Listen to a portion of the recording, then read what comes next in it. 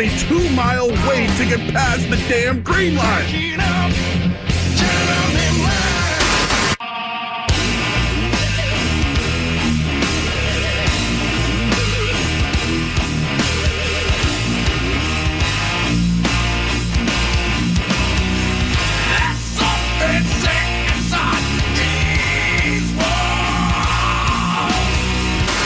Anyone who gets hit by a bear in the neighborhood, call Joe Murray. I happen to trust Joe Murray. First time I ever met Joe Murray was at a Hooters. And good Thursday night to all of you. Thanks for joining me. Nick Cattle's in for Joe Murray. Joe was in for Felger earlier today. Thanks to Mike McCarthy. And, picking on me about the night show. It's a great line. Thought you hated working that night. But I am glad to be here, glad with you. Up until 11 o'clock tonight. 617-779-0985, of course, is the phone number. Evan Lazar, B-Rob will join us as guests. A lot to get to, but we start with the Celtics. And we start with Kristaps Porzingis. Now, we knew KP was going to get surgery. We were ready for that. We were ready for the surgery. We were ready for him to miss a number of games. And Brad Stevens, sitting with Ryan Russillo, about a week or two ago, talked about Porzingis and how much time he was going to miss. And Steven said that he knew Porzingis would miss at least the start of the season. Well, now we know. Today it was announced by the Celtics that Porzingis is going to miss 5 to 6 months after successful surgery to the ankle. And no, I'm not going to attempt to pronounce the injury. It's not going to happen. You know it's an ankle. I know it's an ankle. And we know he's going to be out 5 to 6 months. So that brings up a target date of December and January, right? Right around that time of year. As we get ready for Christmas, we get ready for New Year's, we have to get ready for Kristaps Porzingis. At least that's what the Celtics are telling us. So how long is he going to be out is one thing. How much of an impact is going to be lost because he's going to be out? You know, last year, if you look at the Celtics schedule, by January 1st, the Celtics had played 32 games. So we got to look at roughly 30 games of no Kristaps. And then, of course, you got to talk about the fact that he has an injury history. We don't know if he's going to come right back from this surgery. He's going to be able to ramp things up and feel much better. We have no idea how quickly that process is going to go. Now, the Celtics, of course, they're trying to build that into their timeline. But 5 to 6 months, let's say best case scenario, New Year's Day, Porzingis is out there. He's ready to play. But we know the Porzingis history. And we know for a fact that this last season, the Celtics managed Porzingis. He could have played more games than he played. He could have played maybe, 65 games. He could have played more games. But the Celtics managed him every single time. There was a hangnail, an ankle sprain, a calf strain, constipation, whatever it was, Porzingis was out of the lineup. We're going to take him out for a few games. And that was smart. And you could argue that that is why Porzingis at least made it to the postseason. He didn't last long in the postseason, but at least he made it to the postseason. So the way you look at this, the way I'm looking at this, last year, 32 games by January 1st. Porzingis' history and the fact that you know and I know and everybody knows the Celtics are going to manage Porzingis. Load management 101. We all know that. So I'm expecting Porzingis to miss at least 40 to 50 games next year. So when we talk about this idea of, he's only going to miss, 25, 30 games. He's only going to miss up until January 1st. I think he's going to miss more than half the season. When you start to think about his history and the fact that they are going to manage this injury and they're going to manage any other injury he might have. So I anticipate Porzingis missing 40 to 50 games at least next year. So you might get him for 30. Now, I know people will sit there and they'll say, Nick, no big deal. I've seen this on Twitter, right? The record without Porzingis. Oh, they won a championship. It's not that big of a deal. I understand. They were 31-6. 31-6 without Porzingis, including the playoffs this past season. So they've proved that they can win basketball games without KP. And I'm not worried about them losing a ton of games, even without him, okay? This is not Panic City. But I do think we have to look at the impact of not having Porzingis on the floor for up to 50 games next season because there is going to be an impact. There's going to be an impact on Jason Tatum. He's going to be asked to do more, right? He's going to have to pick up some of the slack. There's going to be more asked of Jaylen Brown. The idea of Porzingis within itself was to get that third guy, to take the pressure off of Brown and Tatum. So when you go through some of those slow offensive stretches in games, you could get it down to Porzingis. He can go to work, get an easy bucket, and you restart the system. That's not going to happen for the first, I think, at least 30, 35 games. And when he's not out there for the 40 to 50 games, how are you going to recover? How much is going to be asked of Tatum and Brown along with Derek White and Drew Holiday? We talk all the time about Al Horford's age because it's incredible what Big Al has done. He's now 38. But a lot of us overlook the fact that Drew Holiday is in his mid-30s. So, yes, they're going to win a bunch of games. Yes, they're going to be in the playoffs. But every time they have to ask for more from Tatum, Brown, White, and Drew, it's just a little bit less those guys can give later in the season and in the playoffs. You also can't let this impact Horford's management, right? We all know that Big Al, he's going to be sitting out the second night of back-to-backs. He's going to take his time, right? He's not going to play more than 30 minutes very often. The Celtics can't change that approach next season, and I don't think they will change that approach. Al's going to give you 27, 28 minutes at best, and he's going to be sitting on the second night of back-to-backs. So this team, even though they're going to be very good, even though they're going to be the favorites going into the season, all of that is true. They're also going to have much less margin for error because that's how it's going to work. You know, Tom Haberstroh at Yahoo Sports did a great job writing about Porzingis' impact in the playoffs and in the season. You know, it's easy now in hindsight because the Celtics won and they're going to hang banner 18. It's easy to look back at it and say, oh, well, they just beat the Mavericks, right? They beat them in 5. It was easy peasy, 1, 2, 3-zy. They did not even need Porzingis for all 4 wins. They would have won the championship without Porzingis. And I feel like that's probably true. Is it a guarantee? No, it's not. Haberstroh wrote this at Yahoo. The scoreboard underlined Porzingis' value against the Mavs. In the 60 minutes that KP was on the floor in the series, the Celtics won 143 to 113. Porzingis had a series best plus 33. When Porzingis sat, the Celtics were a minus 21, the team's largest deficit for any Boston player on the bench. In the finals, he was a two-way monster. Held Dallas scores to just 41.7% shooting at the rim when he was nearby, the stingiest mark for any defender with at least 10 field goal attempts defended in the rim area.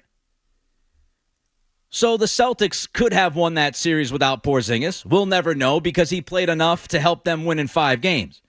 But the fact cannot be overlooked that Porzingis has a significant impact on this basketball team. And he has a significant impact on how Tatum and Brown can get through the regular season without taxing themselves too much. Same thing for Drew Holiday. Same thing for Al Horford. And so when I look at this injury, and I look at the fact that Porzingis is likely going to miss, in my estimation, 40 to 50 games next year, I think this costs the Celtics at least the number 1 seed. And I would not be shocked if it cost the Celtics a top 2 seed. And at the end of the day, if they're healthy, they'll be fine. They'll get through. Fingers crossed. But you are going to have to ask more from the other guys. And I don't think that we should overlook that. I don't think we should just take that for granted. One of the major reasons why the Celtics could get through the playoffs at 16-3 is because they were well rested. They had a ton of time in between series because they were clocking teams upside the face. And they didn't have to pour too much into each game on an individual basis throughout the early periods because they had that team, right? They had everybody towards the end of the year. Porzingis was out, but they had that comfortable lead on the Eastern Conference. They could slide in as the 1 seed. They knew it. And think about it. Because they were able to build a lead, they were also able to sit Tatum and Brown and other guys and manage them before the playoffs began. And Tatum's a guy that wants to play every night. And Brown's a guy who wants to play every single night. And so we just have to keep that in mind. That Tatum and Brown and White and Holiday, they're going to have to play a bigger role next season while KP's out 40, 50 games. And that will have an impact on them. And let's just hope that it's not so much of an impact that it also impacts their postseason. And they get tired legs by the time they get to the Eastern Conference Finals. And they're feeling it a little bit. And let's also hope that Porzingis, when he comes back, is 100% and looks like the guy that he was before the major injury this year. Because that is not a guarantee. So your thoughts on this Porzingis injury, 617-779-0985. Again, it's 617-779-0985. I'll take your calls on Kristaps Porzingis, your thoughts on the injury, how it might impact this Celtics. Are you concerned? I'm not concerned, but I do think we have to be realistic. I would not anticipate the kind of season that we just saw happening next year. And I don't think it's going to be as easy as it looked throughout this season and throughout the playoffs. And this absolutely, Porzingis missing upwards of at least 30 games, if not 40 to 50, when you look at the total picture, I do think that will impact the Celtics' seeding and their path to another championship. So it all matters to me. 617-779-0985. I'll take your calls. Also, we know the impact of KP's loss because I just talked about it, but how will the Celtics replace him? That's next. Don't go anywhere. There's more Joe Murray. On the way.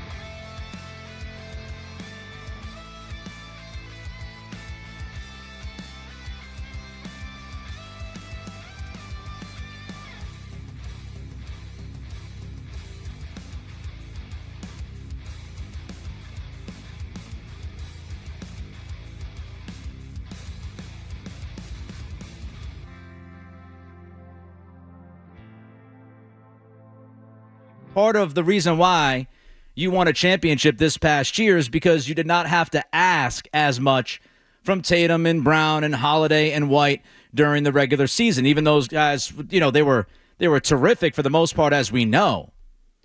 But you didn't have to have it from them as often because you could rely on Porzingis, individual games, stretches of the season. So that Porzingis impact is going to be missed. And you are going to have to ask for more from Tatum and Brown and the others until Porzingis can get back, if he gets back. 5-6 months leads you to January. He could miss as many as 40 to 50 games next year. And that could be the difference from a 1 seed to maybe even a 3 seed. So I do think it impacts the season. I don't think it ruins the chances of a championship if KP can get back healthy. Don't get it twisted.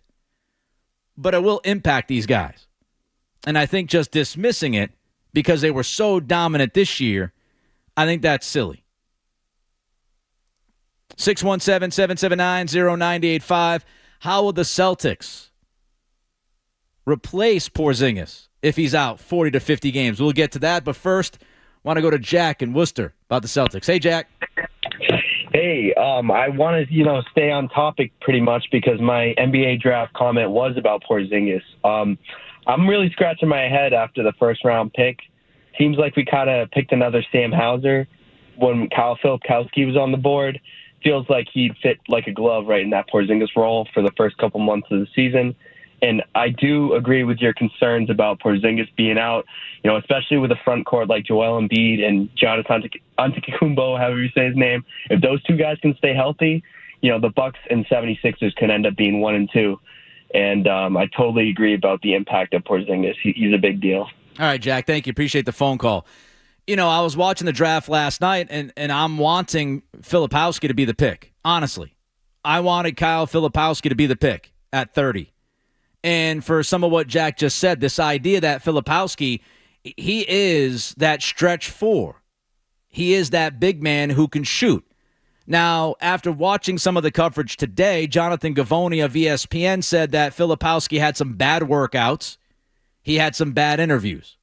And that's why he fell in the draft. I don't know if he had a bad workout for the Celtics. I don't know if he had a bad interview with the Celtics. I have no idea. But that could be part of the reason why that they decided to go to Shireman instead of Filipowski. Now, I got my thoughts. I do think Shireman could actually impact the Porzingis absence in a certain way. I'll get to that in a little bit. So you want to stay tuned for that, Jack. But I was looking at it saying to myself, man, this is almost perfect. You're a little thin in the front court. Guys that can't, necessarily knock down shots. I mean, you look at Luke Cornett, you look at Xavier Tillman, they're fine defensively. They're fine getting rebounds. Cornett used to shoot from distance. He no longer shoots from distance. He doesn't even bother shooting from 3.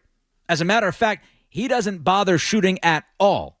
When Cornett is out on the floor, aside from lobs at the rim and offensive rebound putbacks, you're playing 4-on-5 offensively. He is no threat to the defense when he's out there. And Tillman's been up and down his entire career shooting the 3. Cada, he don't shoot beyond 14, 15 feet. So it seemed to me that, hey, you had the perfect 4/5 stretch option if you drafted Filipowski. And now it makes you wonder, especially given Porzingis' absence, he could miss upwards of 40 to 50 games. What are you doing now at the 4/5? Those minutes, that's 30 minutes a night. 30 minutes a night that KP was giving you that you now have to find from others. Can they find that 4/5 stretch option? Will they just roll with Cornett and Tillman and hope that those guys can kind of keep things down for a while? Because Filipowski, he can stretch the floor, he can pass, he's good enough defensively, he's young. So I would not have minded that idea whatsoever, Jack. And it's not because I don't like Baylor Shireman. I want to get that straight. I would have drafted Filipowski over Shireman. That's what I would have done. But I'm not telling you Shireman was a bad pick because Shireman's a good basketball player. And as far as Hauser in that comparison, I understand why people are making that comp, but he is a different player than Sam Hauser. Hauser's better defensively as of what we know right now. Maybe Shireman grows into that at the NBA level, but Shireman offensively gives you more than Hauser can. Yes, he's a dynamite shooter. Hauser's a slightly better shooter, but Shireman is a better playmaker. He's got better handle, much, much better in the pick and roll. So he can do some things differently on the offensive end than Hauser can, and I don't want to just fall into the trap of, oh, well, he's Sam Hauser. Because he's got mid-range game. He's got this turnaround midi that he loves to take and make. He's got float shots. He's got pull-ups. He has a fantastic behind-the-back dribble step-back three. So he's more creative than Hauser with the basketball. So he's not necessarily just like Hauser, but you can run a lot of the sets that you run with Hauser with Shireman. You can run him off because he's a great three-point shooter off movement, right? Screens, handoffs, the kind of things that you see, the offensive actions that you see when Hauser's out there to get him his open threes. You can run a lot of those same sets with Shireman. Now, as far as the big guys and how you might be able to replace Porzingis, as I mentioned, you got Kornet, you got Tillman. Both of them are free agents. Both sound like they want to come back. Stevens just spoke with the media moments ago. Sounds like he wants them both back. Is that good enough? Is that good enough for you? It does change the dynamic of the offense because, again, those guys are not going to shoot very often. So the whole 5-out thing that we saw over and over and over again that killed defenses, Joe Mazzulla will have to go away from the 5-out, and the spacing will be impacted, and Tatum and Brown's ability to get downhill and get to the bucket and or create opportunities for their teammates, that is also impacted because the spacing is off. And so the idea of the 5-out, if you're just going to bring all the bigs back, that's going to impact your approach. Now, there are some free agents out there. We know that the Celtics can't spend a ton of money. They're not capable of spending, $10 million, $11 million. They don't have a mid-level exception. They have veteran minimum contracts to offer. They have to go to guys and say, hey, if you want to win a championship, then join us. You're not going to make a lot of money, but you might be able to win a ring. And there are some free agents out there that I would absolutely kick the tires on. One guy's been here before. Tice, baby. Daniel Tice is a free agent. I would give him a phone call.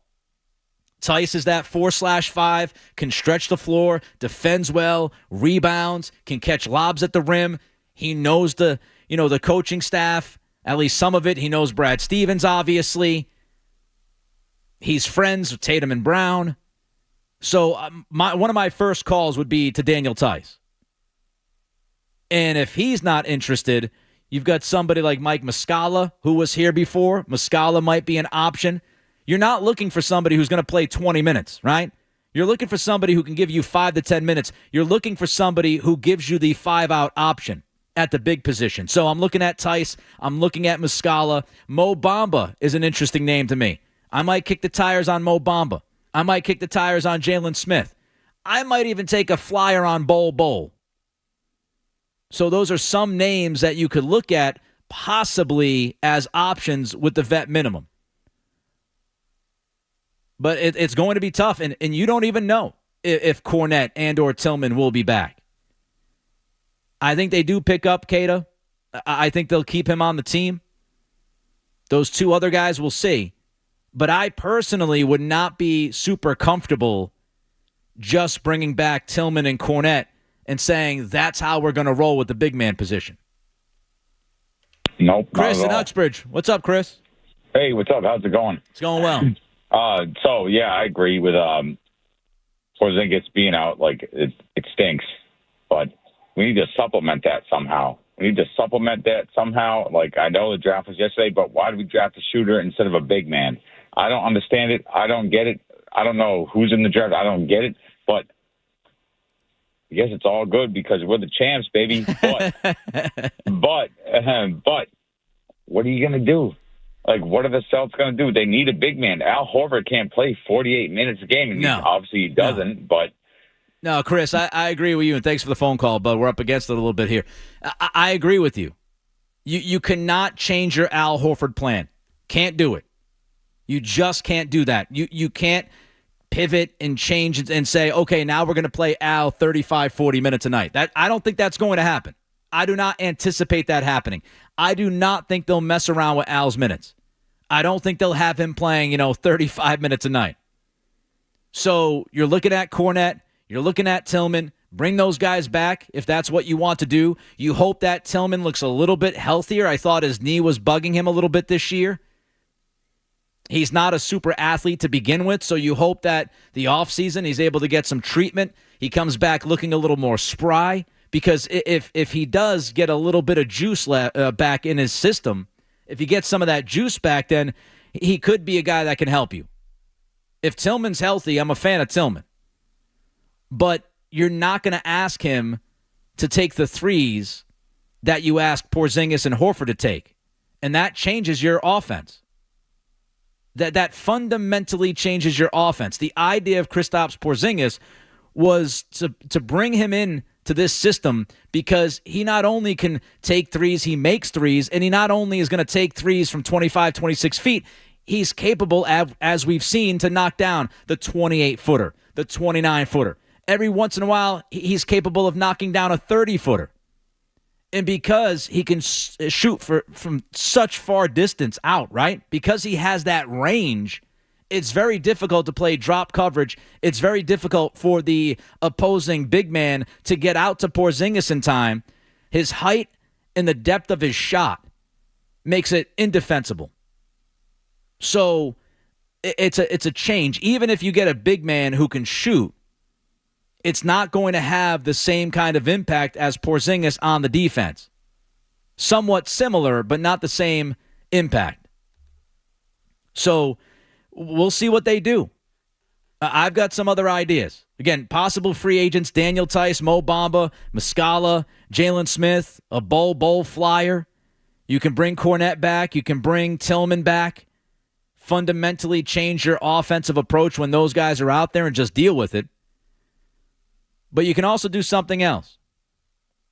You might be able to use your rookie. Chris called. He asked about Baylor Shireman. Why did you draft Baylor Shireman when you needed a big? Well, Celtics believe in best player available, and I would have to imagine that Brad Stevens believes that Shireman is better than Filipowski. But up next, I'll actually tell you why Shireman might be more important than you think.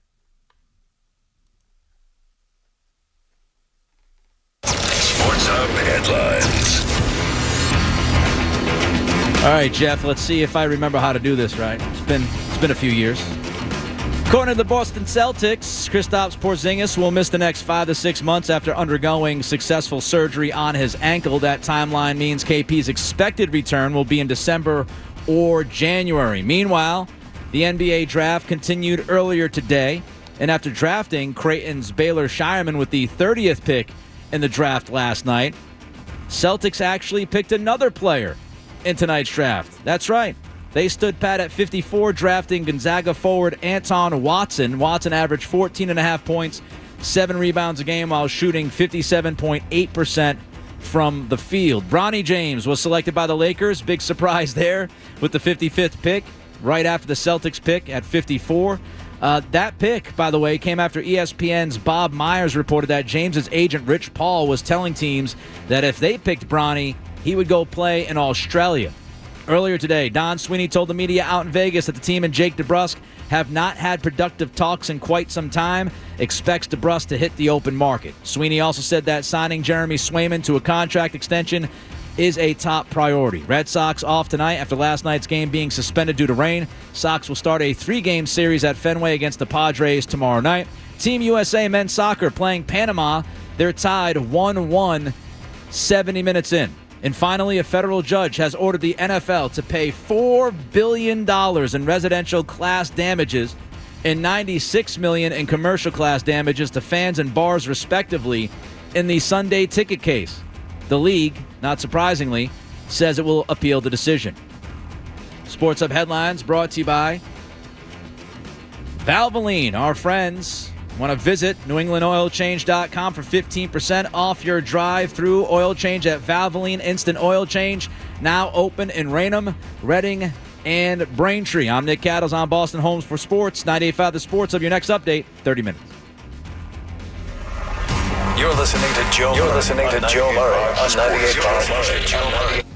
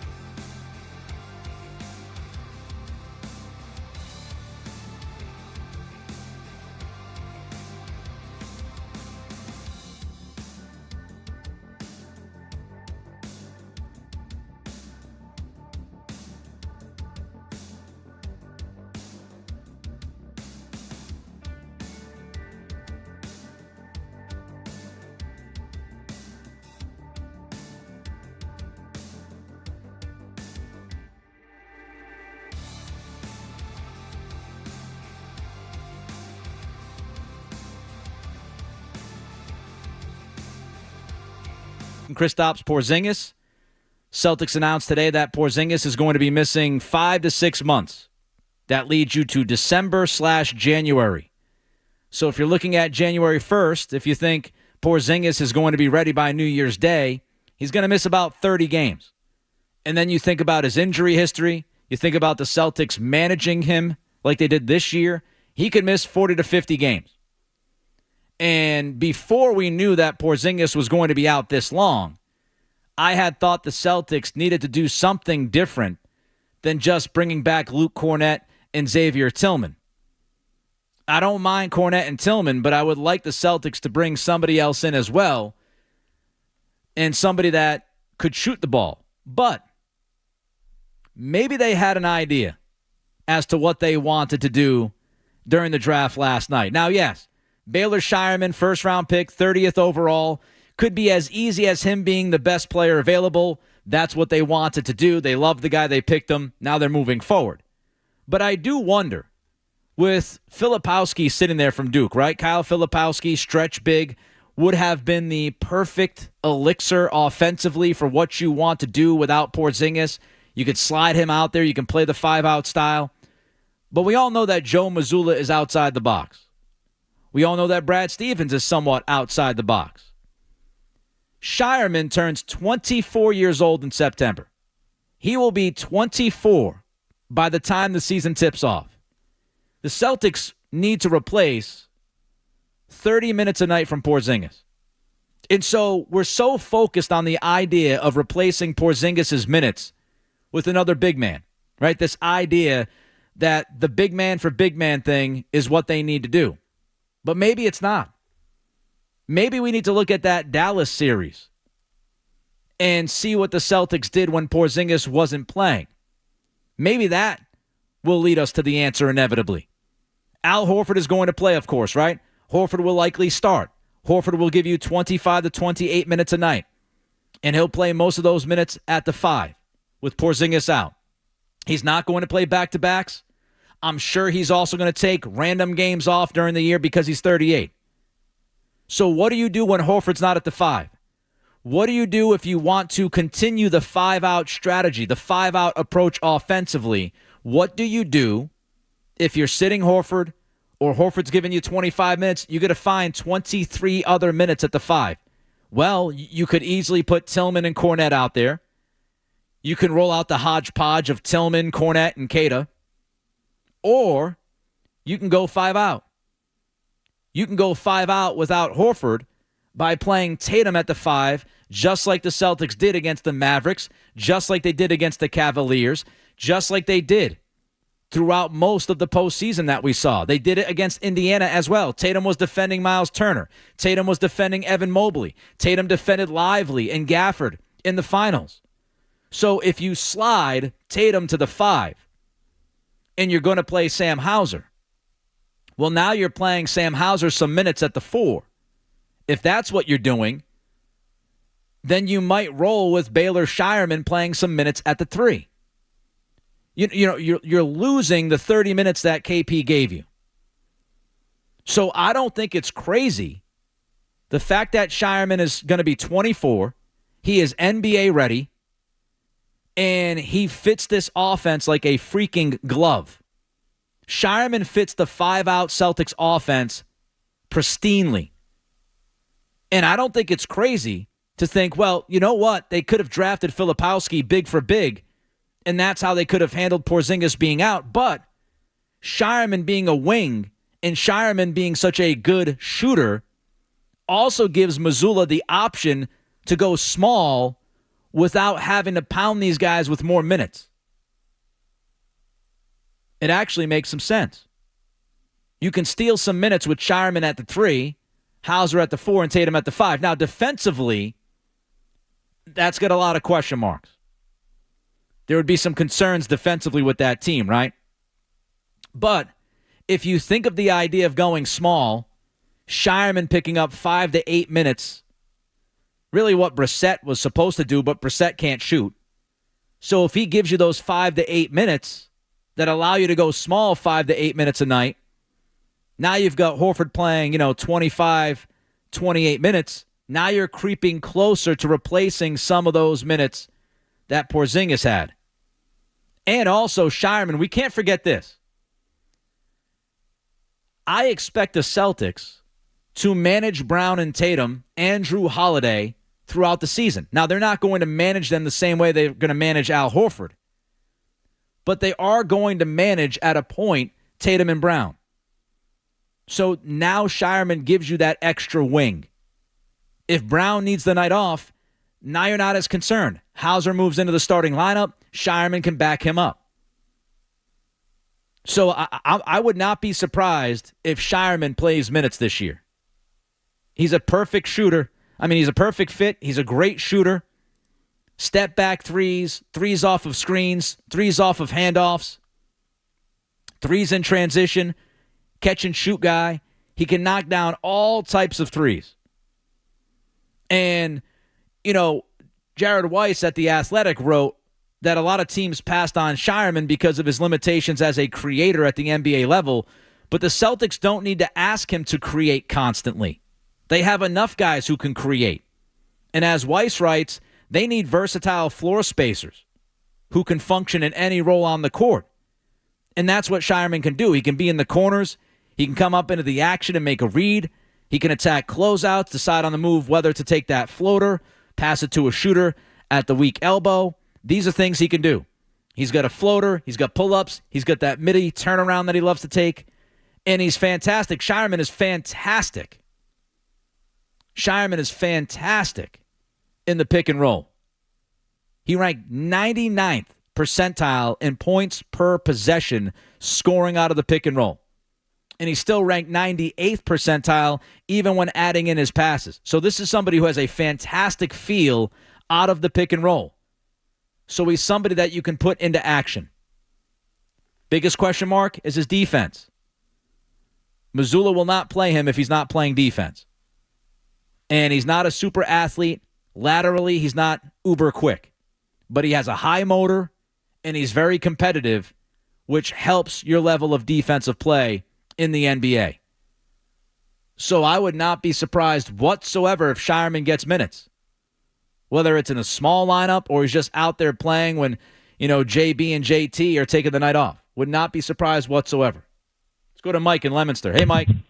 Yeah, hi. Thanks for taking the call. This is what I've been, like I was telling the fellow who answered when I called in, Nick, this is what I've been dying to address. Years ago, okay, Ainge, I'll make the point as quick as possible because you've really got two separate things that are going on, and I agree with so much of what you're saying. First of all, the center position, they absolutely need to address that, and hopefully they can somehow.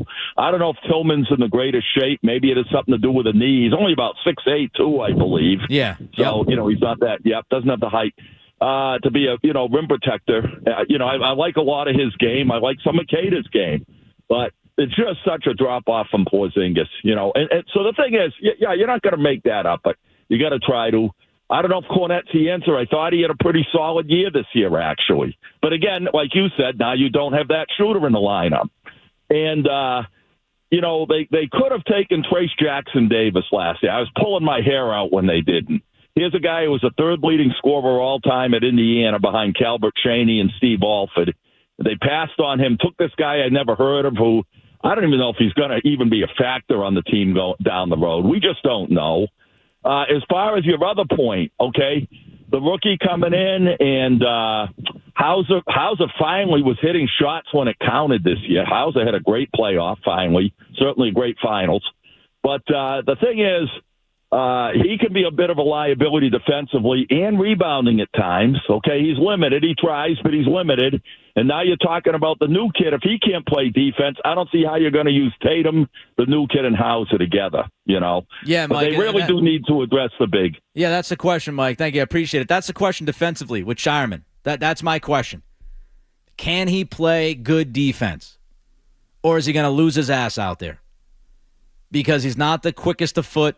He's not a supreme athlete, but you can defend if you're good positioning, if you're ahead on what's happening out there, if you think the game through and you give effort, you can play some average defense. You're not going to be able to stop everybody. And so that's the question for me about Shireman. Hauser, he actually did pretty good. He actually did pretty good defensively for what the expectation should be. I mean, he did a pretty good job against Luka on a number of possessions in the finals. But the big position is a question. There's no doubt. As far as Trace Jackson Davis, I know you brought him up. I would have loved the Celtics to pick him, but there was some shenanigans going on with Trace Jackson Davis in last year's draft. His agent is the agent of Mike Dunleavy Jr., who is the GM of Golden State. And there was a little wink, wink, nod, nod kind of deal. Teams wanted to draft him and give him that two-way deal. And the Warriors, they already worked out a contract, a legit contract with him because the relationship with Mike Dunleavy Jr. So there was some behind closed door shenanigans with that one. All right, let's switch gears for a few minutes. At least one member of the Red Sox cares about 2024. That's coming up. More Joe Murray coming up on the Sports Hub.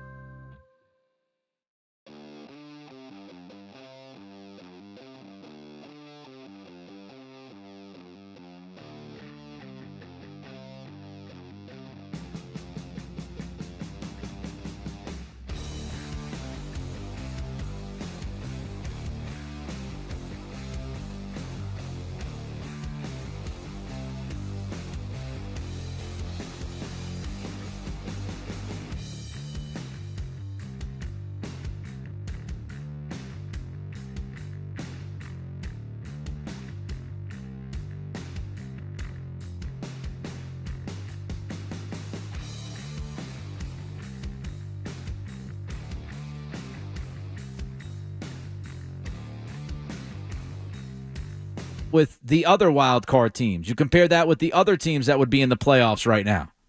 That's how that works. So the data is only going to tell you so much. I'm a big believer in data. I am. I think numbers can help you. But I think that you have to also have the human feel. You have to understand how the team is playing, the vibes, right? As they say, you got to understand the vibes of a team. It's not all, you cannot be driven by 100% data. Because if you are, you become a robot, emotionless. You have no feel for the team and what they need. By the way, Team USA, men's soccer, just lost to Panama. Great job by those guys.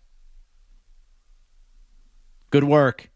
So, the data can give you certain answers, and it can help you get to certain places with a team.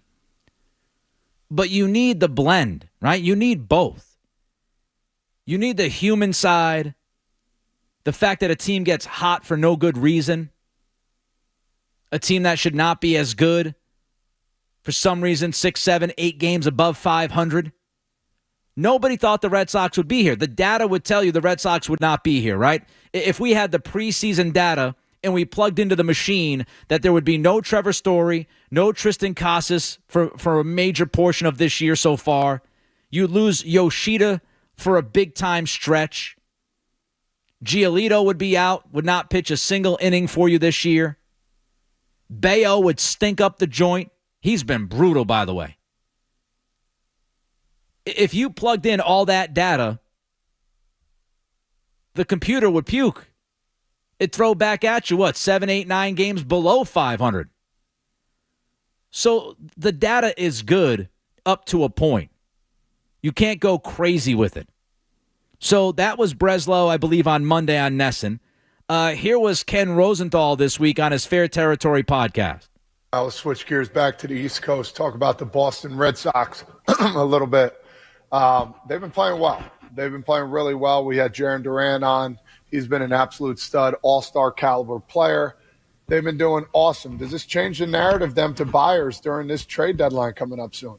It's one of the best questions, Todd. And from last offseason, starting then, they have been a team that seemingly does not want to try, right? We're kind of just playing for the future, blah, blah, blah, blah. Well, guess what? Your team's actually better than you thought it was going to be. It's better than you deserve it to be. And I'm talking about their ownership right now. So at this stage, as well as they're playing and as interesting as they are, I would expect that they will buy and that they will maybe do two things at once. They can trade some of their potential free agents perhaps and bring in other players. That's not out of the question for them. Just stop it there, Jeff. Stop it there. I appreciate Ken, but be decisive. You're the Red Sox, be decisive. I get this idea of, you can buy and sell at the same time. To me, you're either in or you're out. Are you keeping guys like Kenley Jansen because you're making a run, a legitimate run? Or are you going to try to do both things at once and ultimately not do enough?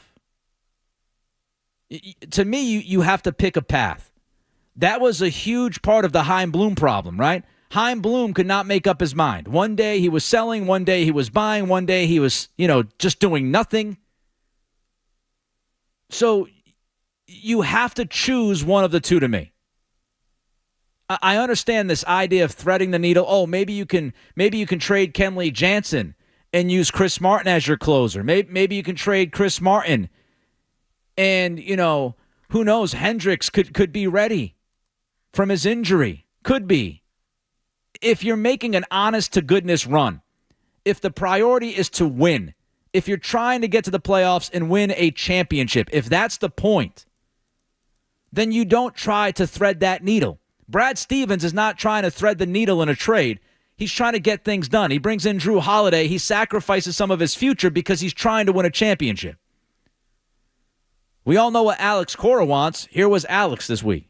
Yeah, but at the same time, honestly, we didn't get better, we just stayed the same, and the teams around us got better, I can walk you through the trading deadline the way I see it, right? Like, there's three ways you can go, right? You buy, you sell, you stay put, and when you stay put, Well, there's going to be teams that they added, right? And they're going to be better than you. It's not that your team was a bad team, but the other ones around you got better.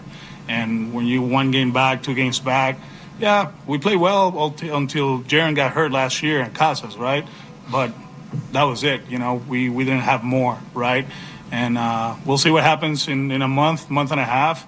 We just got to keep playing better baseball. And I know we've been talking about the wild card and all that stuff. Let's get greedy. There's team ahead of us that they're not playing good baseball. And I know probably one of them is only for 5 days. But there's more out there. And I think this brand of baseball, we can maintain the way we're playing. And let's not settle for the third wild card. Let's go higher and see where the season takes us. Love it. Love it. Put pressure on John Henry. It might not change a damn thing. Henry might not care. I don't even know if Henry heard what Alex Cora had to say. I don't know what Henry's doing right now. I don't care what he's doing right now. Put pressure on him. Make him feel that pressure to okay moves at the deadline. Put pressure on Craig Breslow. Fight for that clubhouse. Somebody needs to fight for the clubhouse. Somebody needs to fight for the guys who are playing their asses off right now, that are fighting through injuries in a BS ownership group that did not want to put money towards this baseball team in the offseason. The old dollar out, dollar in method, which is a joke. Put pressure on this ownership. Put pressure on this front office, Alex. I love it. And you don't have to sell the farm to try to improve this team. You don't have to try to trade somebody like Kyle Teal. You don't have to trade Marcelo Meyer to make this baseball team better. It's ridiculous. This idea of they don't want to sell the future, as if you can't make any baseball trades without selling the total future of a team. What are we doing? Just try to improve the baseball team. Show some damn life. Show some balls every once in a while. Maybe Theo can sway him. He's around, right? Maybe that's why Theo was brought in. Maybe Theo in the 23rd hour can kick the door down and say enough is enough. Make a move, John. Wake up. But at least one person in the organization is speaking up for this team. Unfortunately, that guy might not be around for long. Unreal. All right, coming up, a report that should have every Patriots fan concerned. From the Town Fair Tire Studios, relatable, reliable, and even relentless at times. We're doing it live. This is Boston's home for sports. WBC FM and HD Boston 98.5, the Sports Hub. A Beasley Media Group station. Sports Hub headlines. According to the Boston Celtics, Kristaps Porzingis will miss the next 5 to 6 months after undergoing successful surgery on his ankle. That timeline means KP's expected return will be in December or January. Meanwhile, NBA draft continued earlier today, and the Celtics, after drafting Baylor Shireman last night with the 30th pick, came back at pick 54 and drafted Gonzaga forward Anton Watson. Watson averaged 14.5 points, 7 rebounds a game, while shooting 57.8% from the field. He's a 6'8 forward. Kevin O'Connor from The Ringer says he reminds him of an old Al Horford. I don't know if that's good or bad. Bronny James was selected by the Lakers with the 55th pick. Surprise, surprise. I don't know. Who cares? Earlier today, Don Sweeney told the media out in Vegas that the team and Jake DeBrusk have not had productive talks in quite some time. Expects DeBrusk to hit the open market. He also said that signing Jeremy Swayman to an extension is a priority. Red Sox off tonight after last night's game being suspended due to rain. They start a 3-game series at Fenway against the Padres tomorrow. Team USA men's soccer lost to Panama tonight, 2-1. Great job, fellas. Finally, federal judge has ordered the NFL to pay $4 billion in residential class damages and $96 million in commercial class damages to fans and bars, respectively, in that Sunday ticket case. The league says it will appeal that decision. Sports Hub headlines brought to you by Safety Insurance, providing comprehensive coverage for your auto, home, and business. Ask your independent agent about safety. I'm Nick Cattles on Boston Home for Sports. 98.5 The Sports Hub, your next update in 30 minutes. Let's talk turkey, shall we? Blah, blah, blah, blah, blah. Oh, in the sports industry, that's what you say. Got your talking head right here, buddy. 98.5 The Sports Hub. Everybody Everybody knows Joe. Just keeps getting better. Joe Murray on 98.5 The Sports Hub. Joe Murray out, Nick Cattle's in on this Thursday. Joe was in for Felger today, so he's got the night off. Heard he was looking forward to crushing some tacos. That's the rumor on the streets. We got Evan Lazar coming up in about 10 minutes. Mike Owenu, for some reason, was playing right guard at mandatory minicamp, which begs the question, does he plan on staying at right guard? Because the plan that we heard after he signed was that he would be playing right tackle. You look at Elliot Wolf, he comes out, he says that they signed the best tackle in free agency.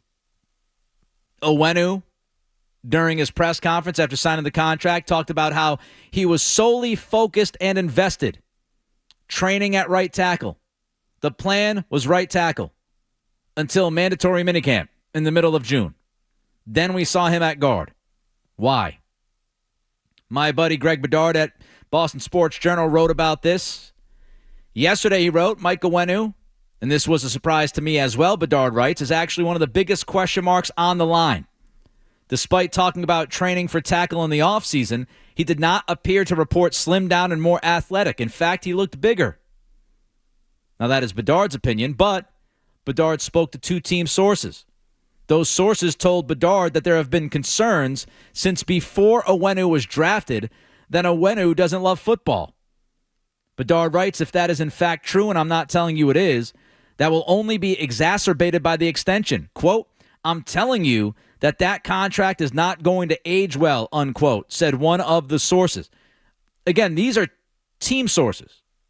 Somebody with the Patriots is saying that this contract is not going to end well. Now, Bedard throws his 2 cents in, says if Owenu dropped about 30 pounds and looked fantastic this offseason, he does not think there's a chance in hell they would have moved Owenu back to guard.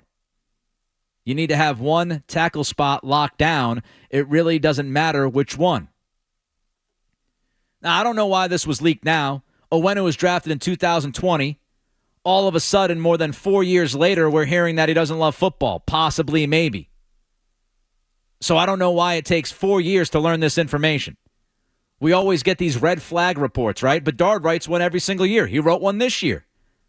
Javon Baker showed up with an entourage. Had multiple gun charges.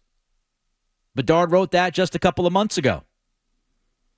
So every single year we get these reports about the red flags and some issues and some concerns. This is the first time that I have read, saw, or heard anybody bring up Mike Owenu not loving football. Is that a coincidence that it's happening now after he just signed this big fat ass contract extension? I don't think it is. I mean, do we honestly believe that Elliot Wolf did not know? Wolf's been with the Patriots since 2020. He's been with the organization for 4 years, the same amount of time that Owenu's been here. I doubt seriously that Wolf would be surprised by what this source is saying, unless he didn't do his homework, which would be a terrible, terrible thing. But I don't think is the case. So why is this leaked now? And why is this leaked from two team sources? I think they're trying to motivate him. Here's my guess, and it's just a guess because I don't know Bedard's sources. I have not had phone conversations with them. I have not spoken personally to Mike Owenu. Here's my guess. The plan was for him to play right tackle. That was the plan. And that's why they said the plan was the plan. Occam's razor. Simple. That's why I talked about training at right tackle. That's why the Patriots said that they signed the best tackle in the offseason. Because that was the plan. And my guess is that Owenu did not show up in the kind of shape the Patriots were hoping or expecting him to show up in. And because of that, they had to move him back to guard, with the hopes that by training camp, he gets in better shape and they might have a shot at putting him back at right tackle. I think this is a motivational tactic. I think these team sources are leaking out that Owenu might not love football because they want to publicly pressure him into getting into better shape. I think they want to put that pressure and to motivate him to get into that shape, to put him back at tackle, because that was the plan. And they're not going to come out and put their name on it. Wolf is not going to come out and question Owenu's love for the game. Mayo is not going to come out and question Owenu's love for the game. They just paid the guy a huge contract extension. So how do you put pressure? How do you try to motivate a player to get into shape without publicly embarrassing him with your name on it? You leak something like this. Oh, you know what? Even before the draft, there was some questions. He might not love football. And you hope that Owenu responds. And I hope he responds. Because if Owenu, it's a big if Owenu is just happy with the contract, doesn't get into shape, and is not the Mike Owenu we thought he was going to be, then this offensive line has even more questions than we thought they had in the first place. We still don't know if Chuks Okorafor can play left tackle. Feel pretty good about Sidy Sow at left guard. That's what he played at college. Makes a transition from the right side to the left side this year. I think Sow will be solid. David Andrews, always solid. But you'd be rolling into this year with a question mark around Mike Owenu, a question mark around the left tackle spot, a question mark around right guard or right tackle, whichever one Owenu plays or doesn't play. A lot of questions. Last year's offensive line was atrocious. It was a joke for the first month and a half, 2 months of the season. It was a freaking circus. We put a tent around those big guys up front the first 2 months of the year. And if Owenu doesn't work, then yeah, I got some major concerns. I thought my biggest concern about the O-line was going to be Okorafor, and I was waiting to see if he could hold his own on the left side. But now we might have to question Owenu. Now my hope is that Owenu is motivated. My hope is that he gets into better shape if that's what's needed. And when we walk out there at training camp in late July, about a month from now, Mike Owenu looks more like the Owenu that we know, and we're not worried about his shape or if he's motivated or not, if he's driven to play football, if he loves football. Because they don't need any more problems up front. That's the last thing they need. You don't want to stunt the development of your rookie quarterback, the future of your franchise, because you didn't get it right on the offensive line. Evan Lazar joins us next. Don't go anywhere. There's more Joe Murray. On the way on 98.5 The Sports Hub.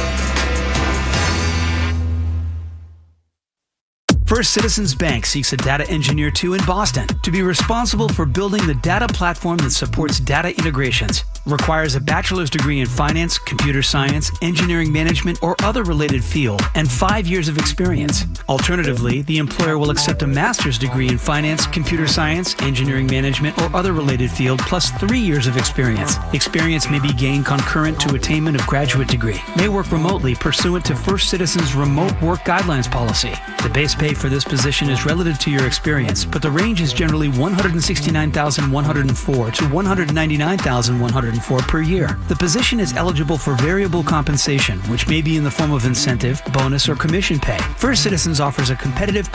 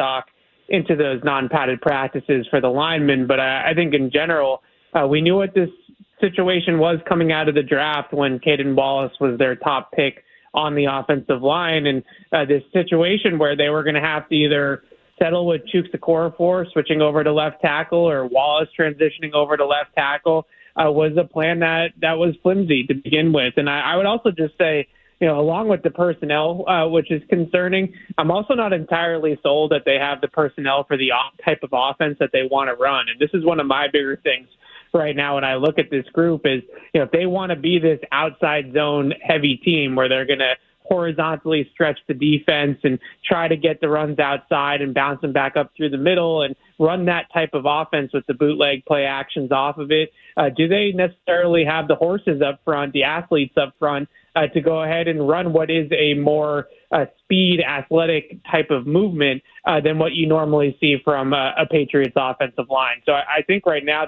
there's scheme-related questions, there's personnel-related questions with this group, and it's really hanging over the entire team.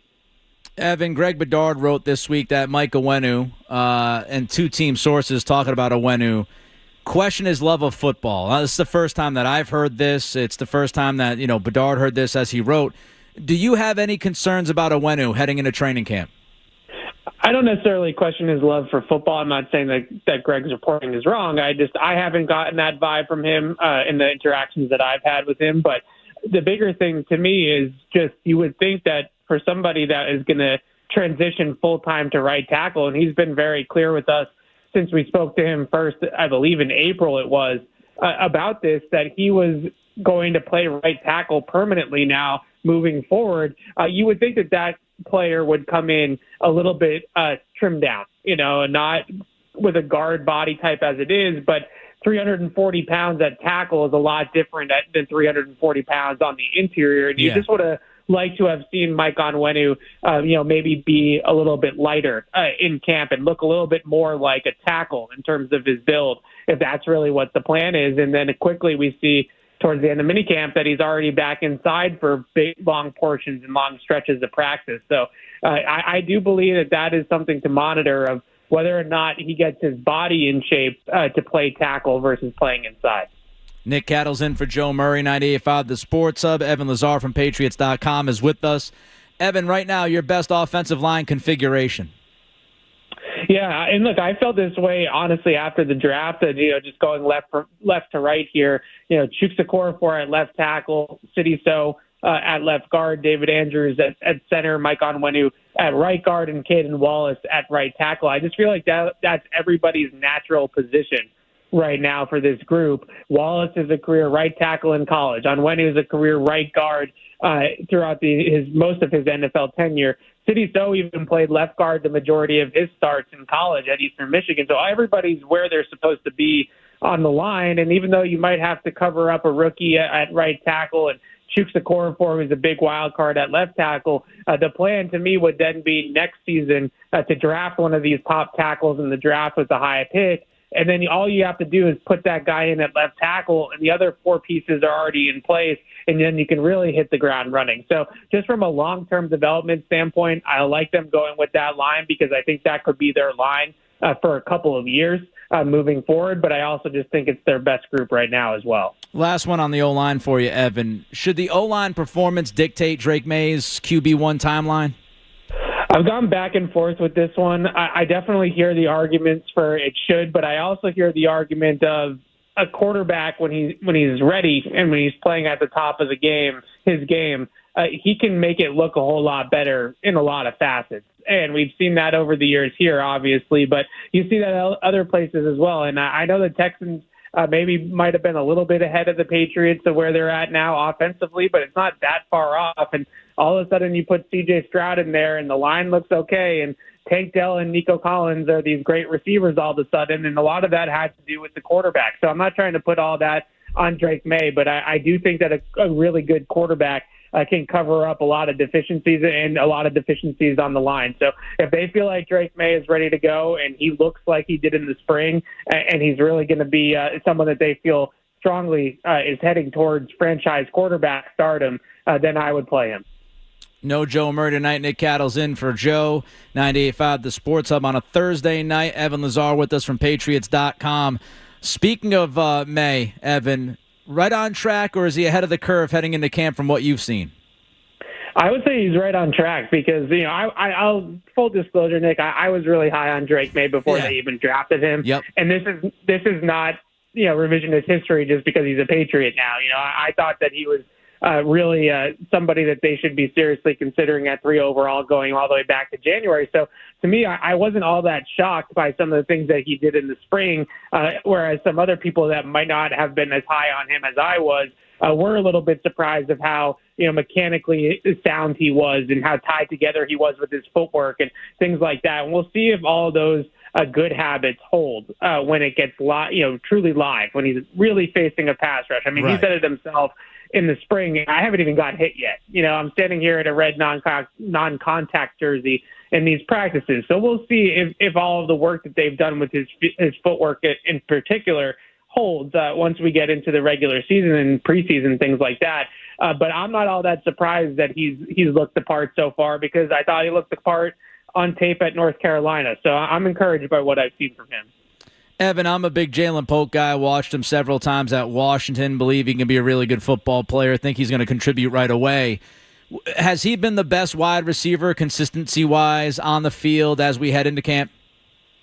It's either been him or Pop Douglas. I mean, Pop Douglas is an interesting story to me that's not really necessarily getting enough attention because he's someone that really put up very good numbers for a rookie in a Patriots offense that doesn't typically lend itself to rookie receivers in the past. And he was, one of the better rookies that we've seen since really Terry Glenn at that position, going back almost 30 years. So he was impressive, and I think that there's still a path for Pop to take on even more of a higher volume if he can prove that he can stay durable. But I will say this about Jalen Polk. There's a lot of people inside the building that are excited about what they've seen from Jalen Polk so far. His professionalism, his work ethic, but also what he's done on the practice field. And I was encouraged just with my own eyes, just watching the upward ascension that we saw in the spring from rookie minicamp all the way through the end of minicamp. It seemed like every single practice he just was a little bit better, a little bit more involved. And in the last couple practices that we saw of the spring, he was really involved in making really a lot of plays, both from Jacoby Brissett and from Drake May. So I'm encouraged of where we're headed with Jalen Polk, and I think they are as well. I was at the second mandatory minicamp practice, Evan, and Kayshon Boutte made some plays. Are you buying the Boutte hype, or are you waiting? I'm waiting on Kayshon Boutte because I feel like first of all, and this is nobody's fault, but we're just so starving for any receiver to pop in some of these practices that, Kayshon Boutte just goes out there and has a decent practice, and all of a sudden it's, are we back on the Boutte train? And I think the other thing that you look at with him is just we're really holding on to that freshman year at LSU. Like that guy is still in there. And it's been 3 or 4 years since that season, right? Yeah. And it's been a while since that season. It's been injury-riddled since then for him. He had some severe injuries in college that derailed his career at LSU. And we're all holding out hope that freshman year Kayshon Boutte is just going to come out of nowhere and just be the guy that we see consistently for the Patriots. And more times than not, that type of thing just doesn't happen, especially at that position. It's either you get it right away or you don't. And I feel like with Kayshon Boutte, we've seen it in isolated flashes. He'll have a good practice here, he'll have a good practice there. But until he starts stacking days consistently together where he's making play after play after play, it's hard to get completely excited. Evan Lazar is with us. Just a couple more for you, Evan. Nick Cattle's in for Joe Murray tonight. You look at some of these guys on the final years of their deal, right? I mean, you got Jonathan Jones, you've got Judon, you've got Godchow, who's tweeting out, posting things. Could you envision Evan, Elliott Wolf dealing any of these guys in the last year of their deals if they don't end up getting extensions and Wolf just says before you get to training camp, let's just move on from one or a couple of these guys? Well, the interesting one to me is Judon because he's probably the player that has the most value on the trade market just across the league, and you might actually get a decent return for him to send him to a contender that needs pass rush and you add a 4-time Pro Bowl pass rusher, if you're a team that's looking to win a Super Bowl this year, you might give up a top 100 pick in next year's draft for Matthew Judon. And as much as I look at that and say, it's scary to take Judon out of the pass rush for the Patriots and what the defense might look like, for the long term of the team, it might actually be an interesting move, a move that might behoove them. But I think the bigger thing with Elliott Wolf and Gerard Mayo of what we've seen so far from their moves is that they are cognizant a little bit of having a decent start to their regime. Yeah. And I'm not talking about making the playoffs or the Super Bowl or anything crazy like that. But if you're Elliott Wolf and Gerard Mayo, do you want to trade a guy like Matthew Judon and risk the defense bottoming out, and now all of a sudden you're like a 3 or 4 win football team again? I just don't think that's how you want to start off your regime. So I think that they're trying to hold on to a lot of these guys, and a lot of it too is just the message that it sends to the locker room of, we're going to trade Matthew Judon. I think a lot of guys are going to look around and be like, well, what do we have? He's our only Pro Bowler. Yep. And now what's left here for us to compete with on Sundays? So I think that's in the back of their minds, that they want to make sure they put a respectable product, because they have to justify, not fair or not, in a lot of ways, they have to justify moving on from Bill Belichick. And if they're going to justify that, then they're going to have to be at least a competent football team. All right, so let's say that everybody remains, the roster is what it is. The ceiling for this defense, Evan, this year, especially against the schedule they've got? It's a tough schedule, and that's a fair point just in general about their win total and all that type of stuff. But I'm really high on the defense. I'm not necessarily as worried as some people are about losing Bill Belichick and just the mind of Bill Belichick with the defense. But that's certainly something that they're going to have to prove is, are they going to be as sharp with their game plans and their situational football? And when it's third down, are they going to be able to outfox, offensive coordinators around the league? That will be the sticking point. But talent-wise, they are a top 5 defense on paper. And I know Mina Kimes put them, I think, 4th in the NFL on her rankings. And so that's not just here, what we think of them. It's nationally, they're getting that type of recognition. They have players that are, like I like to say, those blue chip guys, Matthew Judon, Christian Barmore, hopefully Christian Gonzalez. And then they also have some of those Belichick guys that are just going to be do your job type of guys, like Jawan Bentley and Devon Godshaw, as you mentioned, Delani Tavai, Jabril Peppers, like those types of players too. So they have a nice mix of, guys that have high-end potential to be big-time playmakers, and they also have some guys that are just going to be serviceable and do their jobs in their roles. So it's hard to find a true weakness of this defense. It probably still is free safety and that deep over-the-top safety type of role, but I think we're starting to get nitpicky a little bit in terms of the personnel because they're pretty set up on that side of the ball. Evan, you're the best, man. I appreciate you taking the time tonight. Be well. I'll talk to you soon. Anytime, Nick. Anytime. Thank you. There goes Evan Lazar, Patriots.com, joining us on this Thursday night. Fantastic stuff from Evan, as always. All right, we're going to get to the Bruins. Will the Bruins get a deal done last minute with Jake DeBrusk? We'll give you the latest coming up. Sports Hub headlines.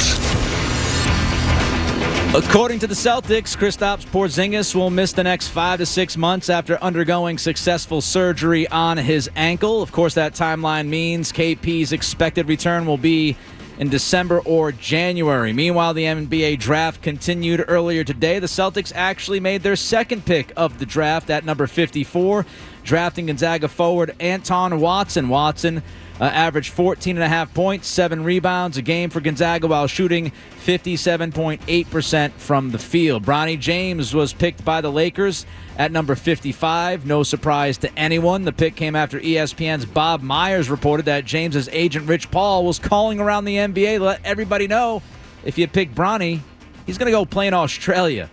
Earlier today, Don Sweeney told the media out in Vegas, Jake DeBrusk, what's going to happen with him? They haven't had productive talks in quite some time. We'll fill you into the rest of that in just a few moments. Also said that signing Jeremy Swayman to a contract extension is a top priority. Red Sox off tonight after last night's game being suspended due to rain. Sox will start a 3-game series at Fenway against the Padres tomorrow night. And Team USA men's soccer lost to Panama tonight, 2-1. Yes, I'm laughing. Enjoy quick and convenient vehicle maintenance this month Visit NewEnglandOilChange.com for 15% off your drive-through oil change at Valvoline Instant Oil Change. Now open in Weymouth, Canton, Bedford, and Natick. I'm Nick Cattles on Boston's Home for Sports, 98.5 The Sports Hub. Your next update, 30 minutes. You're listening to Joe Murray on 98.5.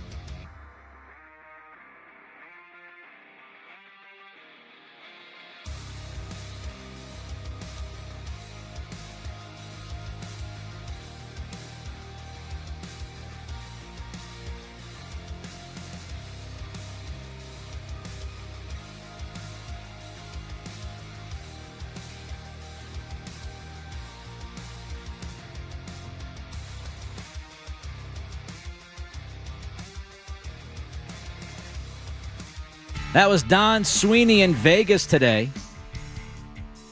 Figured I'd slide a little Bruins in for just a few minutes. So they have not had productive talks with Jake DeBrusk in quite some time. And Big Sween says he expects DeBrusk to hit the open market. And I get it. I get many of you are frustrated by Jake DeBrusk. I understand that he's Dr. Jekyll, Mr. Hyde. I understand that he's had trouble finishing at certain times. He'll drive you crazy, right? And we always look at DeBrusk and we say to ourselves, he should be better. He is better than this. Why can't he put it all together? What is going on? But I think Jake DeBrusk is going to be an underestimated loss for the Bruins. And I agree with pretty much everything I just said. I agree with many of you that it is Dr. Jekyll, Mr. Hyde. I agree that he's frustrating to watch at times and that we want more from him. But I also look at DeBrusk and I say to myself, you know what? He ain't that bad. On a team that needs scoring, desperately needs scoring, I look at DeBrusk and I say, he gives you 20 to 25 goals. I'll take 20 to 25 goals next year. Wouldn't you? This situation that we're looking at with this team right now, they need, secondary scoring, as Sweeney said once the season was over. I agree with Ryan Johnson. I did a show with Ryan Johnson on Memorial Day, and Ryan said, I think they need top-line scoring. I think they need, as much scoring as possible. They need primary scoring. Forget about the secondary scoring. And I think because of the frustration level over DeBrusk, and because of that Jekyll and Hyde act, I think they've grown so frustrated that they just want to get rid of him. Let him walk. Just let him go. He's never going to be what he should be. But it's not about what he should be. It's about what he is. And he gives you 20 to 25 goals when he's healthy. And for a team that is already dealing with scoring issues, I think it's dangerous to lose a guy that can give you 25 goals next year. Not to mention, Jake DeBrusk has been pretty damn good in the playoffs. We can talk about how he frustrates you and drives you crazy during the regular season. We could talk about how you might feel he should be scoring 30 to 35 goals instead of 20 to 25. We could talk all about that stuff, right? But he is one of the only guys on this team that has consistently played well in the playoffs. He produces in the postseason, unlike many others on the team. He's good on the penalty kill. He is somebody who I think is a pretty valuable member of a hockey team, as frustrating as he can be. It's funny. Jake DeBrusk leaves, right? The Bruins, if they go out, if Sweeney goes out and he signs somebody that gets him 25 goals next year, plays pretty well on the PK, plays pretty well in the postseason if they get there, how will people treat that guy versus how they've treated DeBrusk, even though the numbers will be pretty much the same? The perception is what kills DeBrusk. And I'm not telling you he's great. I agree with all of the stuff that you say about the frustration level with him. I get it. I understand it. I agree with it.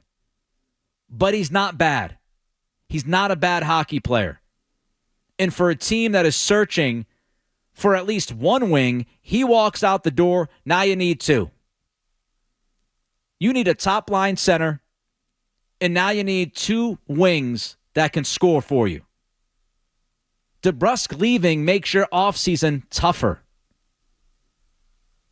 Because now, if you want to sign a top-line center and you want to sign somebody that has the ability of Jake DeBrusk, you're already running out of some cap space that you got. We're not even talking about Jeremy Swayman's extension yet.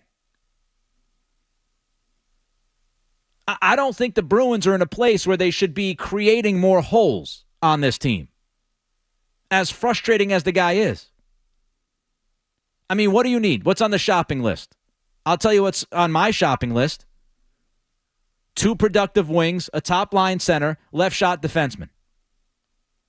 That's why I was hoping that Chychrun would be part of that Ottawa deal, which obviously he wasn't.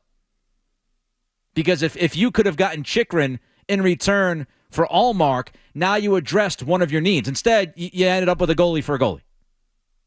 And I know, you also ended up with a fourth-line guy who's physical and heavy and all of that good stuff. I get it. First-round pick, I'm happy with it. I didn't think the return was as bad as people thought. I saw people crushing the return. I didn't think it was as bad as some. Some people were losing their minds. Korpisalo, how could you do it?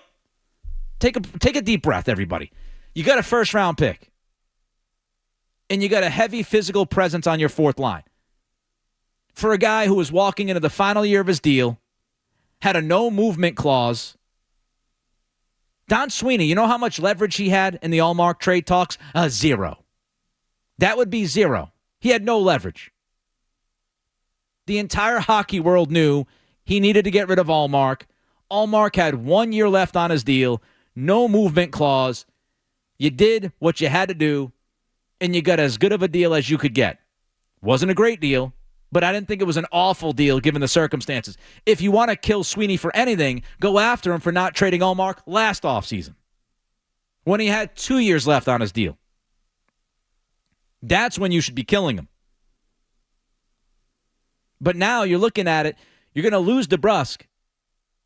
You got about $21 million, right? Well, now after the Allmark trade, what do you got? You got about $22, $23 million in cap space. Let's call it 22. I like the double deuce. You got double deuces in cap space, right? You're going to give Swayman about 8 of that, probably. Now you're down to 14. Let me ask you this. Do you think you can get a left-shot defenseman, 2 scoring wings, and a top-line center for like $14 million? No. Not happening. And yes, you would have to spend the money on DeBrusk anyway. I get the point. But now you got to sell 2 people on joining your team. So the Jekyll and Hyde thing, it's real. It frustrates me like it frustrates many of you. But sometimes, as the old saying goes, the devil you know is better than the one that you don't. And to me, Jake DeBrusk is the devil that you know. But at least you know he's going to give you 20 to 25. And he's going to give you that postseason production. And he's going to give you some good penalty kill time. At least you'll have that. All right, let's go to Rob. Wants to talk about the Red Sox quick. Hey, Rob. What's up, Nick? What's up? I owe you an $18 super chat. I'll get that to you once I figure that out. 18 for banner 18. I like it.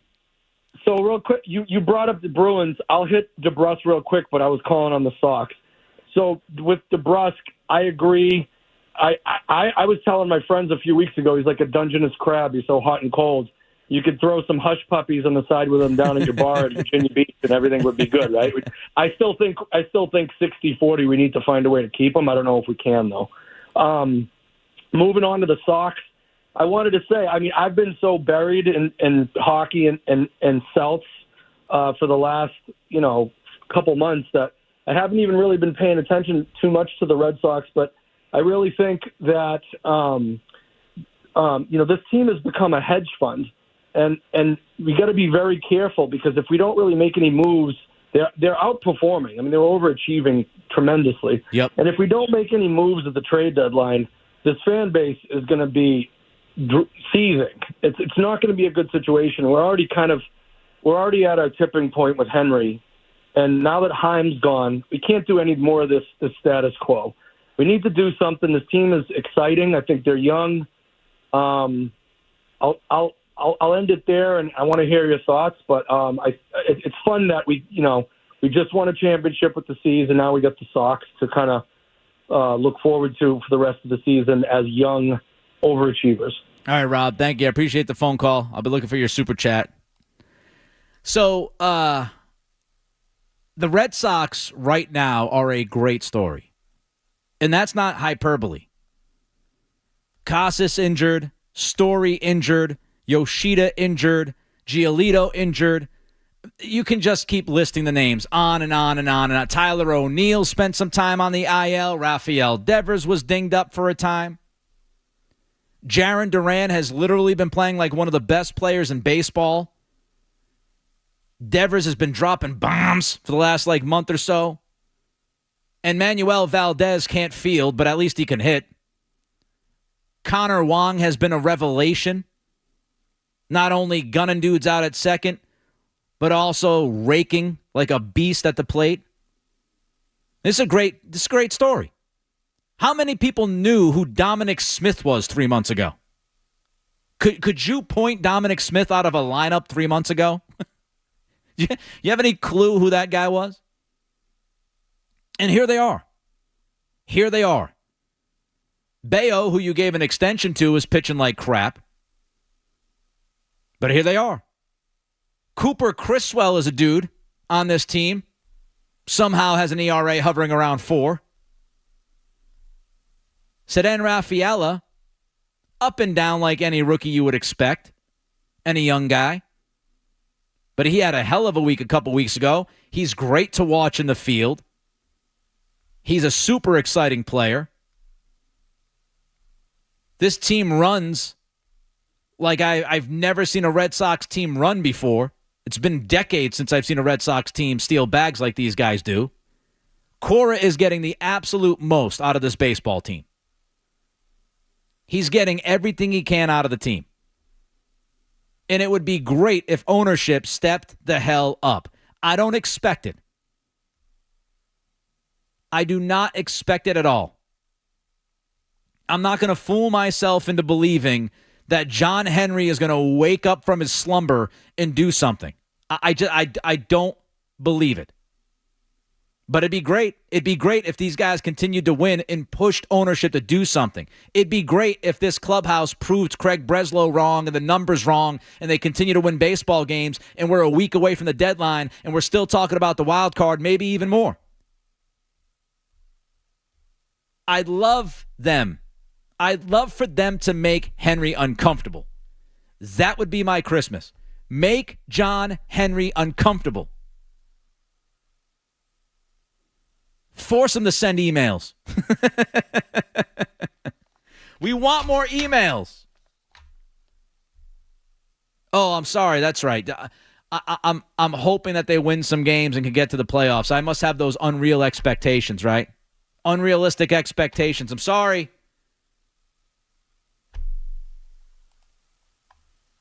It'd be fantastic if Alex Cora took this year, rolled it up into a nice ball, and just shoved it right up Henry. With a nice little playoff kiss. I'd love it. All right, the biggest fraud in sports this week? You're going to hear from him next. More Joe Murray coming up on the Sports Hub.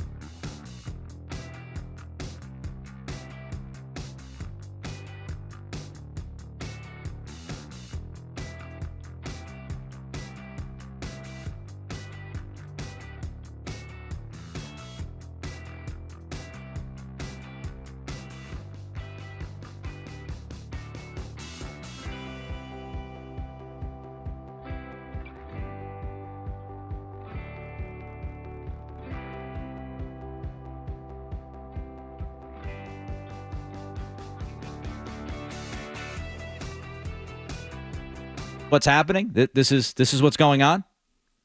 And I don't think anybody's going to sway out of those 3 fields. So, I don't know. That's my political take for the night. Doesn't matter. You like it?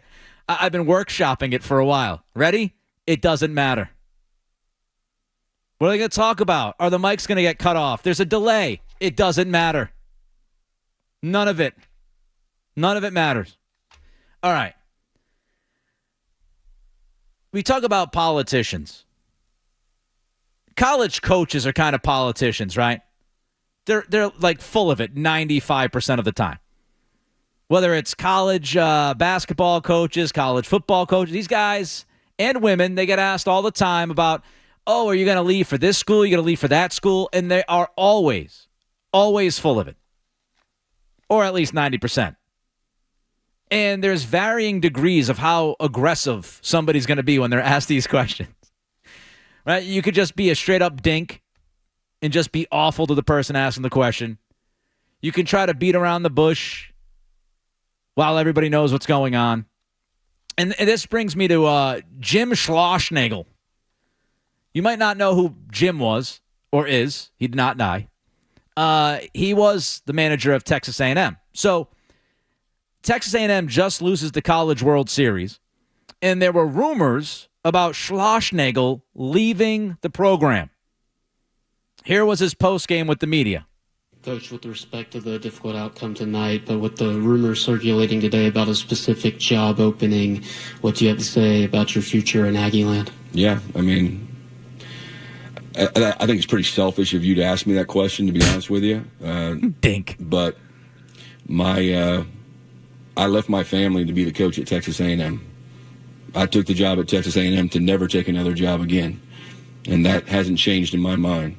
And that's unfair to talk about something like that. That'd be like you asking Montgomery if he's going to sign in the draft. But I understand you got to ask the question, but I gave up a big part of my life to come take this job, and I've poured every ounce of my soul in this job, and I've given this job every single ounce I can possibly give it. So write that. Coach, thank you very much. Thank you very much, Coach. Did you have to thank him? You didn't have to thank him. I'm going to guess that person asking the question is 25 years old or younger. I'm going to guess probably a young college kid, if not just out of college. Thank you, Coach. No.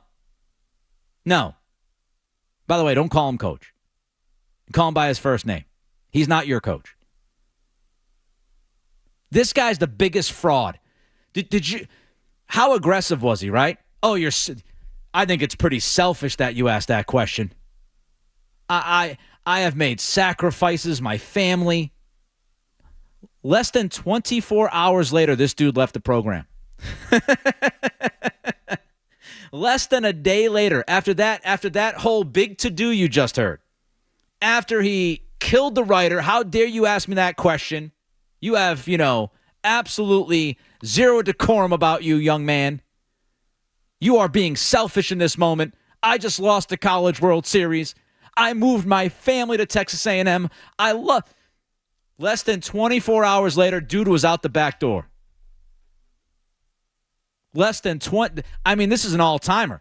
And if that's not good enough, Schlossnagle ends up having his introductory press conference at Texas, where he decided to apologize. When the game ended, I want to publicly apologize to Richard Zane from TexAgs. He's a young reporter.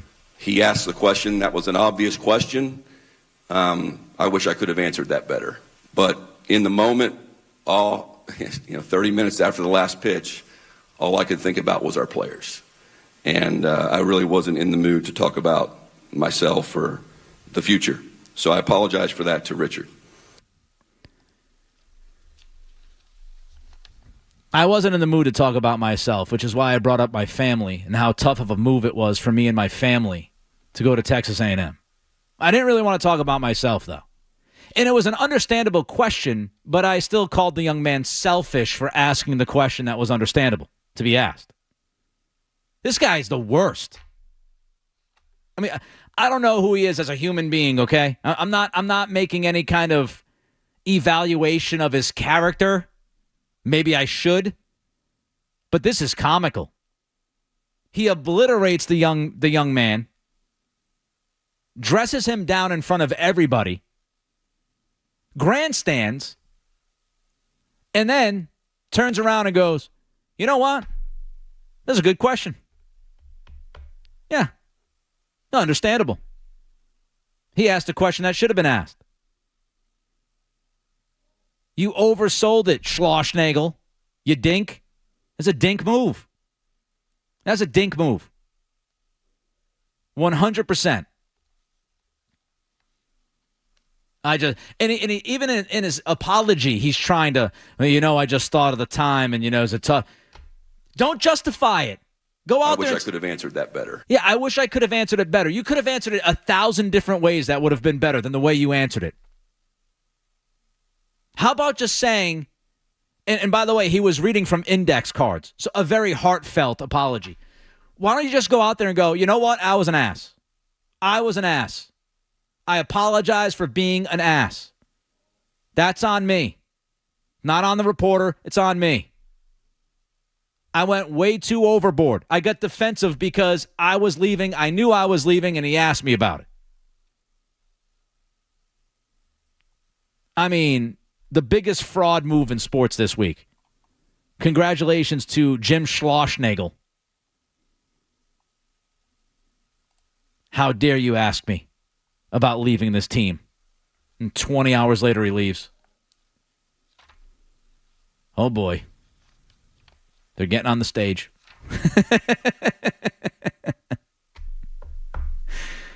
They both make it to the podium. It's news. All right, up next, will Kristaps Porzingis' absence change the C's approach next season? From the Town Fair Tire Studios, the only place to hear the local call of the game is right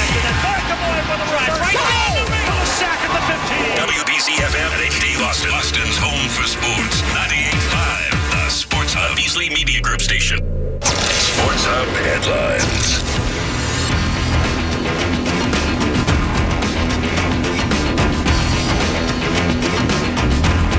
Oh, yeah. I do the headlines. Forgot about that for a minute. According to the Celtics, Kristaps Porzingis will miss the next 5 to 6 months after undergoing successful surgery on his ankle. We'll talk about KP in a moment. Meanwhile, the NBA draft continued earlier today. Celtics, they stood pat at 54, drafted Gonzaga forward Anton Watson. Watson averaged 14.5 points, 7 rebounds per game while shooting 57.8% from the field. Bronny James, in the most expected move in the draft this year, was drafted by the Lakers, 55th pick. The second round pick came after ESPN's Bob Myers reported that James's agent Rich Paul was telling teams that if they picked Bronny, he was going to go play in Australia. Earlier today, Don Sweeney told the media that the team and Jake DeBrusk have not had productive talks in quite some time. He expects DeBrusk to hit the open market. He also said that Jeremy Swayman, a contract extension, is a top priority for the team. Red Sox off tonight, back tomorrow at Fenway against the Padres. And finally, Team USA men's soccer lost 2-1 to Panama tonight. Don't put off losing weight this summer. Reach your goal during the easiest season for weight loss. Awaken 180, the official weight loss program of summer. I'm Nick Cattles on Boston's home for sports, 98.5 The Sports Hub. Your next update in 30 minutes. No matter where you go, you're always connected to Boston sports with the 98.5 The Sports Hub app. Download it wherever you get your apps today. Around here, we call them the Joe Murray pre-party. It's Felger and Maz afternoons right now. Joe Murray on the Sports Hub. To disappoint you, with you up until 11 o'clock. Kristaps Porzingis. Celtics announced that KP is going to miss 5 to 6 months after successful surgery to that ankle. So we're looking at December/January. And here's the thing that I feel confident in. I really feel confident that the Celtics will not change their overall approach. But I have to stress, do not change your overall approach. We always pay attention to Al Horford. You've got to manage Horford. You've got to manage Horford. He's 38 years old. He's 30. We all understand that Al is getting older. We're all getting older. Especially Al. He might only have a year left. He sounds like he might want to continue to play after this year. We'll see how it goes. But you cannot change your approach with Al. You played Al at like 26, 27 minutes a night last year. He did not play back-to-backs. You got to handle it in a very similar fashion next season, no matter what. Even if Porzingis misses the entire season, you can't change the approach. I also think you have to manage Drew Holiday. You got to manage him a little bit tighter. I mean, Drew Holiday is no spring chicken. I know he looks like one. I know he plays like one. But Drew just turned 34. In the way that he plays, the effort that he puts forth, the defense, nonstop, right? Up and down the floor, 94 feet. I'm going to sit there, I'm going to test you. I think you've got to manage him a little bit more. The other challenge for the Celtics without Porzingis, you can't overload Tatum and Brown. And I know Tatum's 26, Brown's 27. Nick, they're young enough. They're just getting into their prime. I understand it. But the more that you tax, the more that you put on Brown and Tatum during the regular season is less that they're going to have late season and postseason. And so there are going to be some nights that, of course, you ask your best players to step up, play a few more minutes, get the job. I understand that. But you can't revert back to what you were with Marcus Smart and Rob Williams as an offense and ask Tatum and Brown to take all of that from Porzingis. Which leads me to Derek White. Derek White, I expect him to sign this big contract extension during this offseason. I would be shocked if Derek White doesn't get that extension. Shocked. That $127 million extension. But here's what we've got to remember. Derek White, I think, just really figured himself out offensively in the last year or two. And he has been better and better. This past year, he was fantastic. And you're going to need more from White next year with Porzingis being out. And I think Porzingis, if you look at last year's schedule, January 1st, that's about 30 to 32 games the Celtics played by the first of the year. So just wipe 30 games off of Porzingis' season. Then add another 15 to 20 because of who he is and load management. And by the way, when he comes back, who knows? Porzingis comes back in January. We have no idea if you're going to get a Porzingis who's playing, 25, 30 minutes a night. We'll talk about that with Brian Robb coming up in a few minutes, amongst other things. But you don't know how much he's going to play when he comes back. They might have to slowly ramp him up. He might come back in January and give you 15 to 20 minutes a night. So this is going to be on Joe Mazzulla. This is going to be on the coaching staff. They're going to have to manage these guys better than they managed them this past year. And I thought they did a great job managing them this last season. It's a big reason why you won the whole damn thing, and you're putting up banner 18, baby. A question I have is, are you going to stick with the backup bigs? With Porzingis missing this much time, are you going to stick with Luke Cornett, Xavier Tillman, Neemias Queta? Are you going to stick with those three guys? Or do you go out and try to beef it up a little bit? I want them to go out and beef it up a little bit. I'd go after Daniel Tice. I would take a look at Mo Bamba. I would take a flyer possibly on Bol Bol. I'd be looking at some of these free agents. All you've got is veteran minimum contracts to sell them on. You're not going to go out there and get somebody who's going to knock you over. But I would be looking at a big that can actually shoot. Shoot, even Mike Muscala for 5 to 8 minutes. He's a free agent. I want to at least have the option of 5 out without having to be forced playing Tatum at the 5. Now, you can play Tatum at the 5 for a stretch. We just saw that. We saw it in the playoffs. And that's fine. But I don't want to be forced to play Tatum at the 5. I don't want to drain Tatum during the season because he's playing at the 5 too often. I want to have at least the option, if I'm the Celtics, to have a second big outside of Horford that can shoot. So I do think they'll go smaller from time to time. But I would like the idea of having somebody else. You've got Horford and you have another big man who can shoot. That is not Jason Tatum. And Porzingis, if he does miss, 40 to 50 games, that could easily cost the Celtics a top 2 seed. The Knicks are making the charge, as we know. If Milwaukee's healthy, maybe they get it going with Doc. So you could easily lose a top 2 seed. Ultimately, you just want to be healthy for the playoffs because you feel like even if they're the 3 seed, 4 seed, 5 seed, you feel like this team will be able to make the run to the Eastern Conference Finals. But we cannot overlook Porzingis' impact. We can't just treat this like it's no big deal. We can't take him for granted. We can't call Kristaps Porzingis the cheat code all year this past season and then act as if his absence of 40 to 50 games is no big deal. They've got to be able to figure it out without asking the world from Tatum and Brown. I have confidence they will. I think Joe Mazzulla will figure it out. He's a very smart guy. But I'm not going to take Porzingis for granted. He's a big reason why they got to where they got to this year. We'll keep up with the Celtics talk with Brian Robb next. Don't go anywhere. There's more Joe Murray. On the way on 98.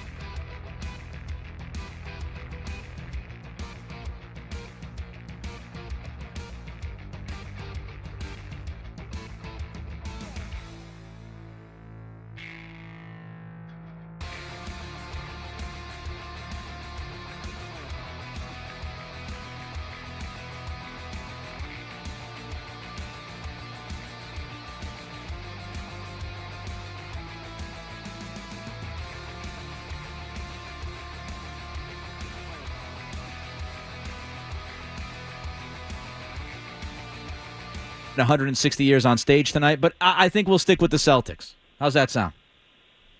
That's quite all right with me. I think that's more in my range for sure. Me too, my man. All right, so B-Rob with us from Mass Live. We got the news earlier today. Brian, KP out 5 to 6 months. Should the Celtics do more than just bring back Kornet, Xavier Tillman, and Neemias Queta? Yeah, that's I think the big subplot here going into free agency opening up next week. Asked Brad Stevens about it at the press conference just an hour or two ago, and he acknowledged, we're going to need to get some bodies in there since a 5 to 6 month timeline that the Celtics are admitting to. That's, I assume, if everything goes well. And Porzingis is a guy that certainly has had his fair set of setbacks during his career. So is Tillman, Kornet, and Nemi enough to carry you through half the season? Part of me thinks maybe if everyone else around them still is playing at the level they're at, or keeps getting better. But at the same time, that's a lot of nights. That's a lot of nights where you're also not going to have Al Horford out there too. Yep. He's not going to be playing back-to-backs either. So if I'm Brad, I'm thinking about trying to pitch another veteran big on the open market that might be interested in the ring. That might be. Maybe their market is a little bit more than the veterans minimums that Celtics have to offer here, but I try to maybe find an upgrade on one of those guys, particularly maybe find someone who can maybe shoot the ball a little better from distance than, Kornet or Tillman or Nemi can, since all those guys are really just not reliable shooters. I'm with you, Brian. We saw it. It'll impact their spacing. Now you got less room to drive with Brown and Tatum. All those things come into play. Were you at all surprised, given the Porzingis situation, that the Celtics decided to pass on Kyle Filipowski? Yeah, even though now it seems like there's a lot out there in terms of his background and stuff I didn't really know about until the last day or two, where you can see why teams would be kind of a little bit uneasy there. But I don't know. I think most of the best bigs went pretty early in the first round, or at least in the top 20 picks last night. And so even a guy if he's still a pretty young guy, so would you be able to I doubt that he would actually be better than a Kornet or a Tillman right now. Maybe he'd be, obviously, in a year or two, maybe he's someone who can help bridge the gap if Al Horford retires, or when other cuts are made to the roster here. But for now, I don't mind them going for the, a couple of 23-year-olds, whether it's Sherman or Watson here, just to be okay, these are guys that we know they know what they can do well. They have a skill set that translate at the college level. We'll see how well that goes on the NBA level, but they have a better chance of helping us right away than maybe a guy like Filipowski did that just might be, a couple years away regardless. B-Rob is with us from Mass Live talking Celtics. Your thoughts on Baylor Shireman? Seems to be a walking bucket. I watched a ton of him. I mean, I saw him in the tournament, obviously. Didn't watch a ton of college basketball this year. But for as impressive that is, it's he's also 23, and he played in the, college for 5 years. So this is what you're kind of supposed to do. Right. But it's still impressive. He seems to have just good, feel for the game. Certainly going to be someone, when you put him on the floor, 2 or 3 all-stars around him, that's going to be a nice little situation for him to thrive in, I think, since he clearly was the point of attack for Creighton and was the guy that teams are game planning for, and that will not be the case at this level. So in my mind, the question is, can he play defense well enough to hold his own out there? And that is something that we're going to probably find out pretty soon when he gets in the summer league in the next couple of weeks and in training camp. But I don't know, Nick, depending on what they do in free agency here, and depending on who they bring back, give an injury or two, he might be a pretty important part of the equation. Yeah. At least in the first couple months of the season here. And so offensively, he should be a treat to watch. Whether that is enough to actually get Joe Mazzulla to trust him is another question. I said earlier in the show, I don't know if I'm crazy or not. I don't think it's a guarantee by any stretch, but if the Celtics, Brian, did not address the backup big need with anybody beyond Kornet and Tillman, and they wanted to space the floor, could we see more of that Tatum at the 5 like we saw in the postseason, and could that possibly open up some minutes for Shireman because now you're going to need kind of multiple wings to get involved? Right. That is the intriguing question. Because you're not going to want to play Al Horford 30 minutes a night in the regular season.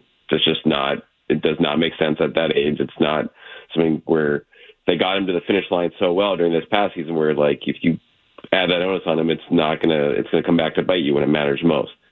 And so as long as you can find guys that can, you trust to play out there for 10, 15, 20 minutes a game, and Watson's they're going to probably sign him to a 2-way too, but he's an undersized big that just has, I think, is a standout defender at Gonzaga the last couple of years. So that's another guy I'm intrigued to watch where, Keita this past year, on a 2-way, those guys can still play 50 games a year now. So there are going to be certain nights where we'll see who comes to the forefront here in summer league and training camp. Okay, who can come out there and just hold their own for 15, 20 minutes a game. And I think it's a situation where going smaller with Shireman, that could be just a good default option for what this team has personnel-wise, particularly if Cornette or Tillman just take a step back and aren't as reliable as they were during this past regular season. Brian Robb with us from Mass Live. Nick Cattles in for Joe Murray tonight, 98.5 The Sports Hub. I know that Brad talked to you guys earlier today, and he really stressed that he wants Sam Hauser to be a Celtic for a long time. How likely is that? Yeah, it's a really fast. This whole situation, it can be really intriguing to watch. Not now, but particularly next summer. All the really tough stuff comes up next summer, and so I them signing everyone to extension now. Whether it's Derek White, Hauser, they already did it with Drew Holiday. There's two ways this could go. One is that ownership is willing to pay record-breaking amounts of money, more than the Warriors have paid or Ballmer has paid in a year, and keep and run it back just because if they win 2 in a row, they're you know what, screw it, let's just do it. Or two is tough decisions have to be made, and where signing an extension now to even Hauser, White, if those are on team-friendly deals, you're not going to be able to keep everyone, Nick, but right. That's still a contract that could have value around the league. And so it's okay, we have to lose one of these guys, but we're probably going to, maybe we get some draft picks for him, or maybe we get someone that we can afford for him that, we don't lose him outright entirely in free agency. And so my guess is this is why the Celtics are trying to get these deals done, to give themselves some flexibility and to make sure, hey, we're not going to lose these guys for nothing if push comes to shove in a year or two and Hauser hits unrestricted free agency or Derek White hits unrestricted free agency. This at least, if they want to stay here, you might have the option, okay, maybe we can keep those guys out, and then maybe we dump off Porzingis if he stays hurt and doesn't come back from this, surgery. Well, so from that standpoint, I do think there's a decent chance they get something done here. But if I'm Sam Hauser and I see the same, and his camp sees the same numbers as everyone else does in terms of whether this payroll is going, giving a team-friendly extension there may not make a ton of sense if you're not sure you're going to be here long term. So the haggling over the numbers there will be fascinating to watch in the next 24, 48 hours. But my bet would be, as of this point, it wouldn't be a shock if they just run it back with him on that team option and then let it play out into next summer. B-Rob with us. Any thoughts on Anton Watson, the second-round pick from Gonzaga? I just think he's going to be someone defensively that is going to be intriguing out of the gate. 6'8", saw a good rebounder for his size, good finisher at the rim, it seems like. Jump shots a bit iffy. But defensively, they need, I think it's more of a versatile big man. I think Kevin O'Connor said put down shades of Al Horford. Yeah. And it's clear that's a pretty high bar. And Al Horford was a top, even though it was a lottery pick, wasn't a guy who fell to the end of the second round. But Watson's at least someone I think, will get a lot of run in Summer League here and maybe be a factor here early in the season if they want to play smaller and want to play more versatile defensively with Porzingis out of the lineup and Al Horford on the lineup certain nights. They're going to have to go down the bench pretty deep.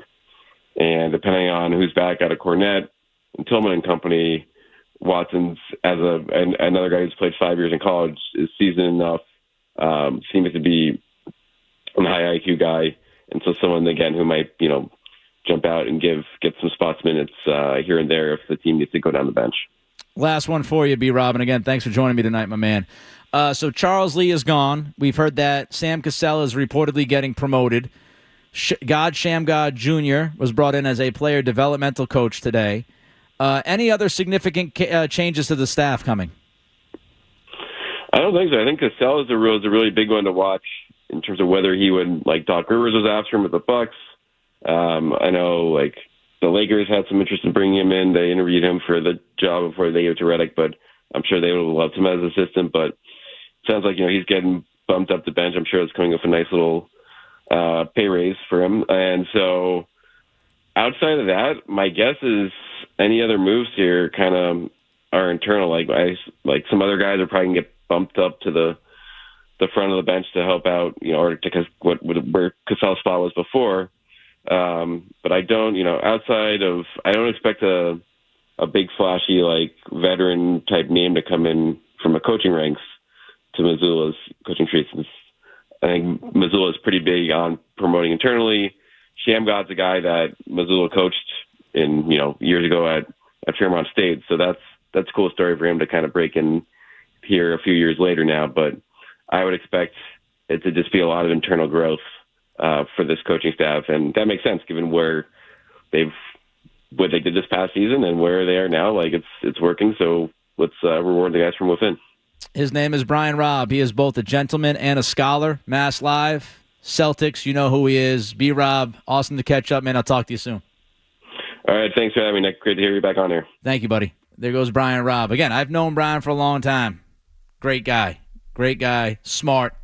Really good with the Celtics. So I appreciate B-Rob stopping by on this Thursday. Again, you can check him out at Mass Live. Coming up, we'll tell you which wide receiver one not named Ayuk the Patriots should be focused on. Sports Hub headlines. I'm ready this time, Jeff. I'm ready. According to the Boston Globe, Kristaps Porzingis will miss the next 5 to 6 months after undergoing successful surgery on his ankle. Timeline means KP is going to miss up to December, maybe even January this upcoming season. Meanwhile, NBA draft continued earlier today. We know the Celtics drafted Baylor Shireman from Creighton last night. Today, they drafted Gonzaga forward Anton Watson, averaged 14.5 points, 7 rebounds a game while shooting 57.8% from the field. Bronny James, like we all knew was going to happen, was drafted by the Lakers to go play with Dada.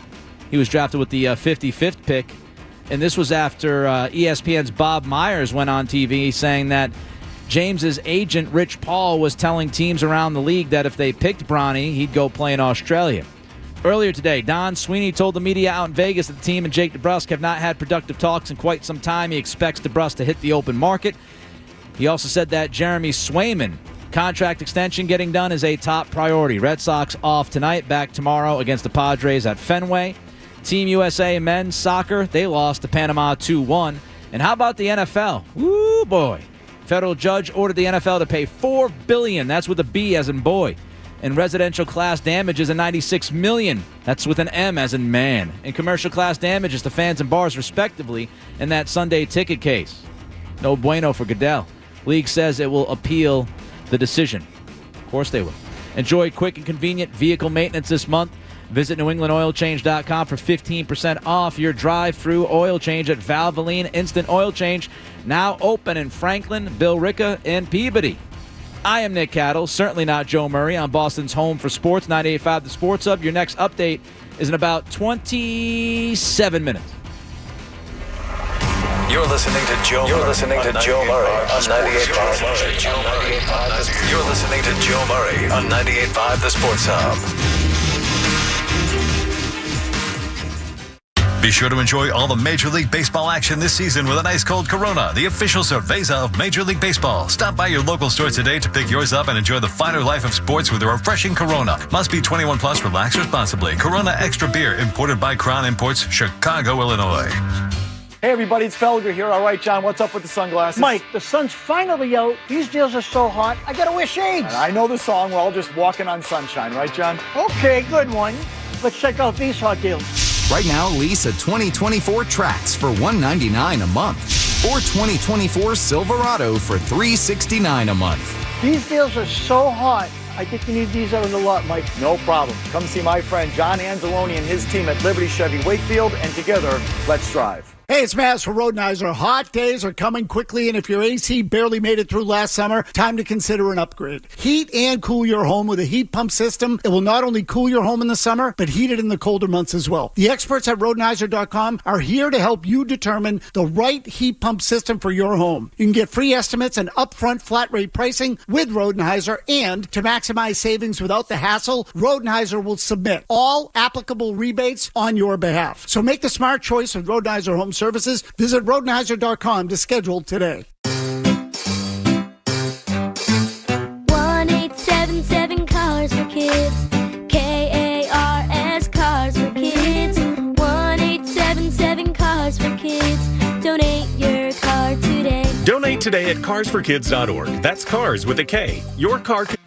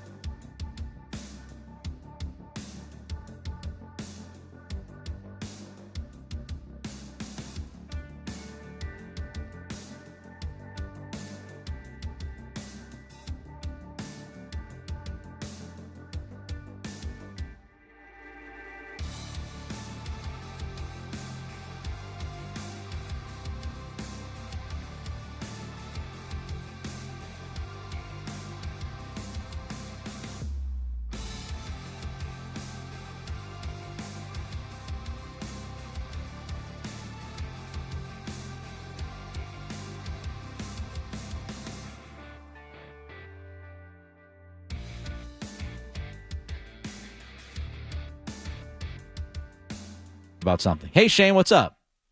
Hello, Nick. How you doing? Doing well. How are you doing?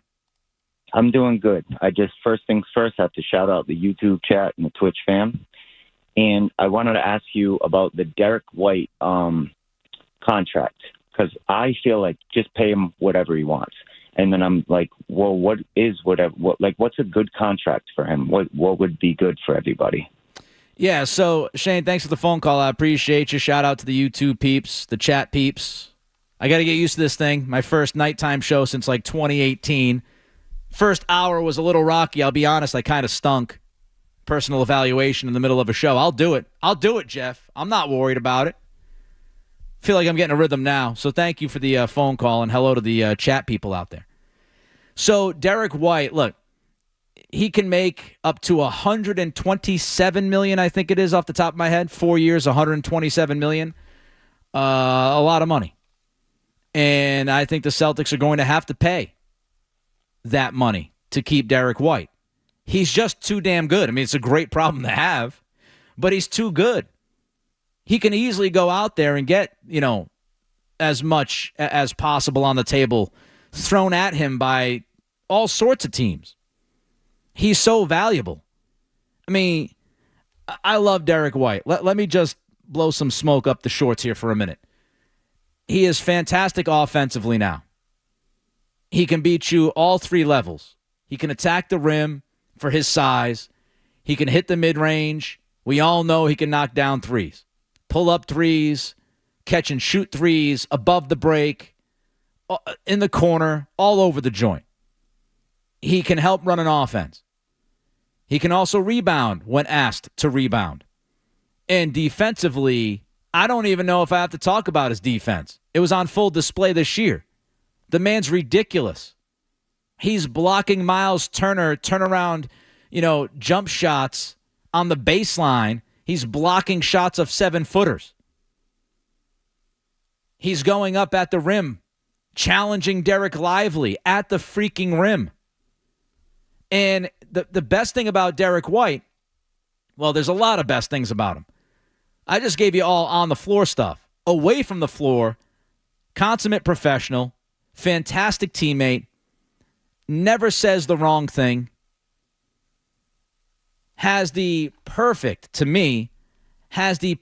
comportment to handle Boston and the fans.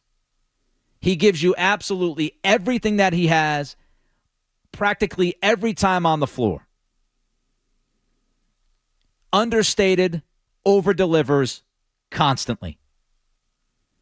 And so I believe Brad Stevens is going to give him that money.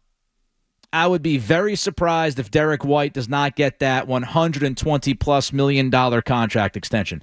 I would be very surprised. The last thing the Celtics want is for Derek White to have a sniff of free agency. They talked to him before the season. They could not hammer out a deal. I wonder if the Celtics are kicking themselves in the ass right now because they probably could have gotten him for a little bit cheaper than what they're going to get for him now, right? They might have been able to get him for, I don't know, what, 27, 28 million. Now you're going to be looking over 30 million. But I do not see a way where Derek White is no longer a Celtic in the next year or two. I just don't see it. Eventually, 4 years down the road, 3 years down the road, we'll figure it out then. But over the next couple of years, I don't think Derek White's going anywhere. The Celtics have said they want him. He has said he wants to stay, and there is zero reason to say goodbye to him. I mean, once you hit the point of the payroll that they're at right now, you might as well go Tom Werner and go full throttle on it. You just might as well just power on through and figure it out in a year or two. And I think that's what they're going to do. I think they're going to sign Derek White to that massive contract extension. I think they're going to revisit everything in about a year. Kristaps Porzingis has a 2-year extension. Year one of that is this year. I would not be surprised if Porzingis is not here for the long haul. They eventually move on from him and his $30 million. But I think Derek White is here. I'd be very surprised if he's not. All right, let's get to the Patriots here for a couple of minutes. We all know the Patriots need a wide receiver one. It's obvious. I love Jalen Polk. Think he's going to be an immediate contributor to this offense. I have hopes for Javon Baker. A little less confident in him than I am in Jalen Polk. Pop Douglas is Pop Douglas. He's fantastic. I don't mind Kendrick Bourne. This team is really a 2 through 5 wide receiver core. They have a solid 2 through 5. They don't have a 1. Like, if you could put a dependable, bona fide 1 in that wide receiver room, think about how much better it would look. mean, imagine, like, if you just threw T. Higgins, even though I don't know if he's a 1A. He might be a 1B. He might be a 2. I don't know. But if you had T. Higgins, everybody else slots behind T. Higgins, and it makes more sense. You have T. Higgins, then you have Polk, you have Pop, you have Bourne, you have Osborne. You cross your fingers for Baker. That wide receiver room makes more sense. But right now, you're looking at 2 through 5 depth. With that said, their wide receivers are better right now than they were last year. Their quarterback room is better than it was last year. Their tight end group is better than it was last year. Very low bar, mind you, but an improvement.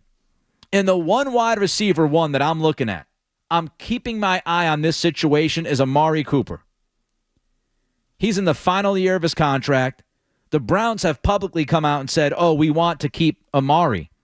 But there have been reports that the Browns are not willing to go more than 1 year on an extension.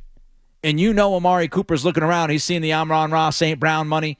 He's seen the Devontae Smith money, the Jalen Waddle money. He's seen the Justin Jefferson money. And he wants a seat at that table. And he ain't going to be happy on a 1-year deal, on a 1-year extension. I don't think that's going to work with Amari Cooper. And I bring this up because there was a TikTok. I don't have TikTok. A lot of the kids have TikTok. I'm out on TikTok. Sorry to disappoint some of you. I'm not really sorry. I said it, though, because I'm in the media and I'm supposed to be all about these social media apps. I'm still rocking Twitter/X, okay? Instagram for my podcast. I'm out on TikTok, though. But here was Amari Cooper on TikTok going back and forth with somebody the other day. One of the best route runners in the league. Speed, though. Yeah? You got me? Yeah, I agree. Route running, you got me. You won't beat me, You're man. crisp. You're You won't crisp. beat me. But you're a route running guy. I need to pull the hammy or something racing you, though. Bro, come on. You're going to pull the hammy? I'm trying to get paid this year, man. Yeah, same, bro. That's what I'm saying. I'm trying to get paid this year. He's trying to get paid. He wants Cleveland to pay him. And don't forget, Cleveland just traded for and paid Jerry Jeudy. You don't think Amari Cooper's paying attention to that? You don't think his agents, as soon as that Jeudy contract came out, you don't think there was a phone call to the Cleveland Browns front office? Oh, we saw that you paid Jerry. Very nice of you. Jerry Jeudy's done almost nothing in the NFL. Amari Cooper, year after year, 1,000-plus yards. At least 5 touchdowns. Look it up, year after year. I think it's 4 out of the last 5 seasons. He's had 1,000 or more yards. He's had 5 touchdowns or more every single season in his NFL career. The dude is a walking like 75, 1,005 at least, if not more. And I'm paying attention to this. And if I'm the Patriots, if I'm Elliott Wolf, I'm picking up the phone and I keep dialing the Cleveland Browns. Because if they're not going to be willing to offer more than 1 year to Cooper as an extension, I don't think Cooper's going to be happy. And we know when players aren't happy, they start talking, they become a distraction, the team gets angry, et cetera, and then that's when things blow up. Amari Cooper has experience with Alex Van Pelt. He has inside-outside versatility. He is one of the best route runners in the NFL. I know he just turned 30, but because he just turned 30 and he's in the final year of his contract, I don't think he's going to cost you a ton. He's not going to cost you a 2025 first-round pick like Brandon Ayuk. And I'm not giving up a top 10 pick. If I think the Patriots are going to have a top 10 pick in next year's draft, there's no way in hell I'm giving up a top 10 pick for Brandon Ayuk. And I love Brandon Ayuk. Top 10 pick, I think you're crazy. I think you're nuts if you give up a top 10 pick in the middle of a rebuild. Banana land. So I think you might be able to get Amari Cooper. If he ends up on the block, you might be able to get him for a 4th or 5th round pick. And that's precisely the kind of move you want to make. 4th round pick, give Cooper a 2-year extension, make it happen, call Cleveland, get it done. I make it sound so easy. I'm sure like Elliott Wolf's listening to me right now. Oh, that's how you do it. It's really easy. This guy knows what he's doing. Just pick up the phone, huh, Nick? That's all you got to do. Just pick up the phone. If he's going to be available, I would try to do something. Because if I'll tell you this right now, okay? I'm talking to Jeff. I'm talking to anybody who's on the chat. I'm talking to people in their car. Wherever you are, I'm telling you right now. If Amari Cooper gets traded for like a 4th-round pick and it's not to the Patriots, there's going to be some furniture moving around here. I'm going to move some furniture in the studio. I will be very upset by that. I think he's the perfect, quote-unquote, bridge wide receiver 1. You have him for a couple of years while you work on finding that next guy on a cheaper contract. What happens when you combine a drunk homeless man and a yacht? Find out next. More Joe Murray coming up on the Sports Hub.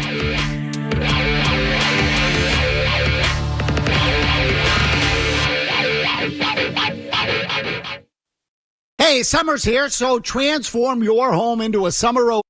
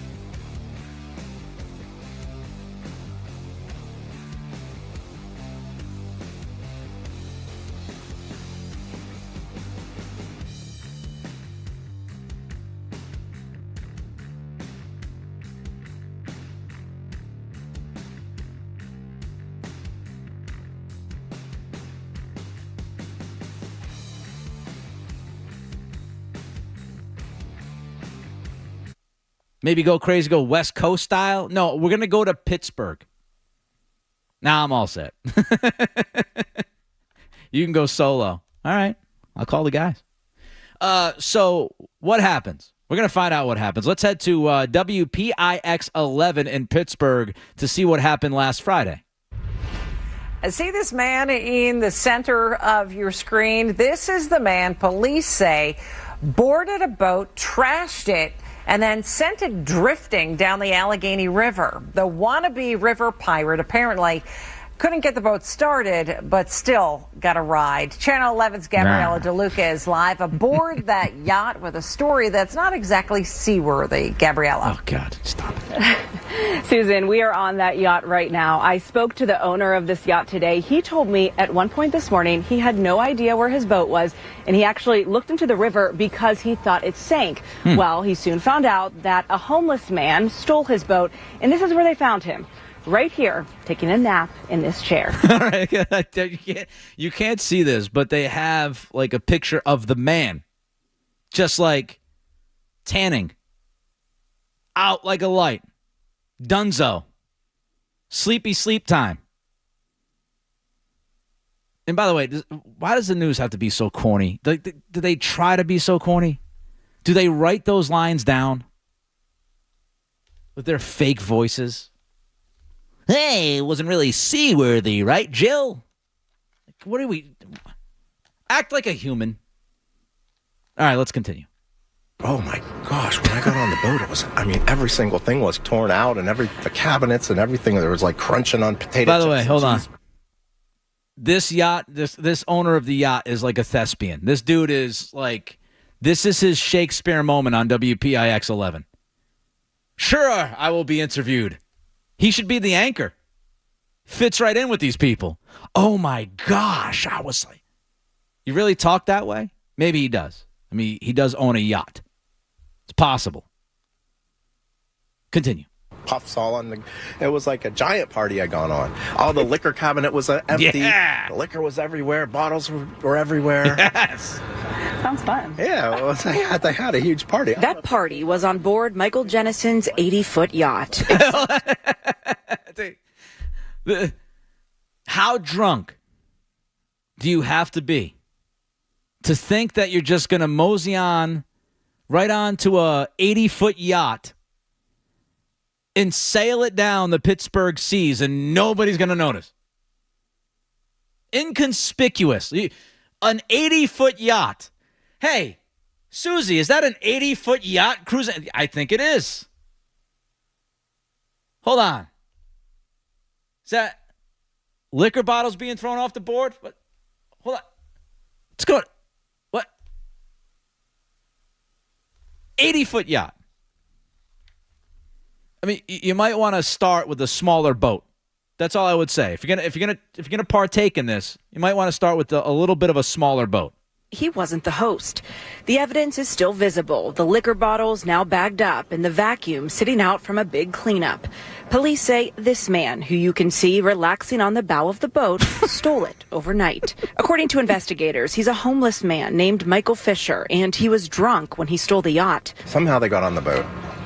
They must have tried to start the engines because they have my diesel engine book open on the bed, like trying to figure out how to start the engines. But he apparently couldn't figure it out. So, according to police, he untied the yacht and let it drift a half mile down the river until it crashed. Hold on.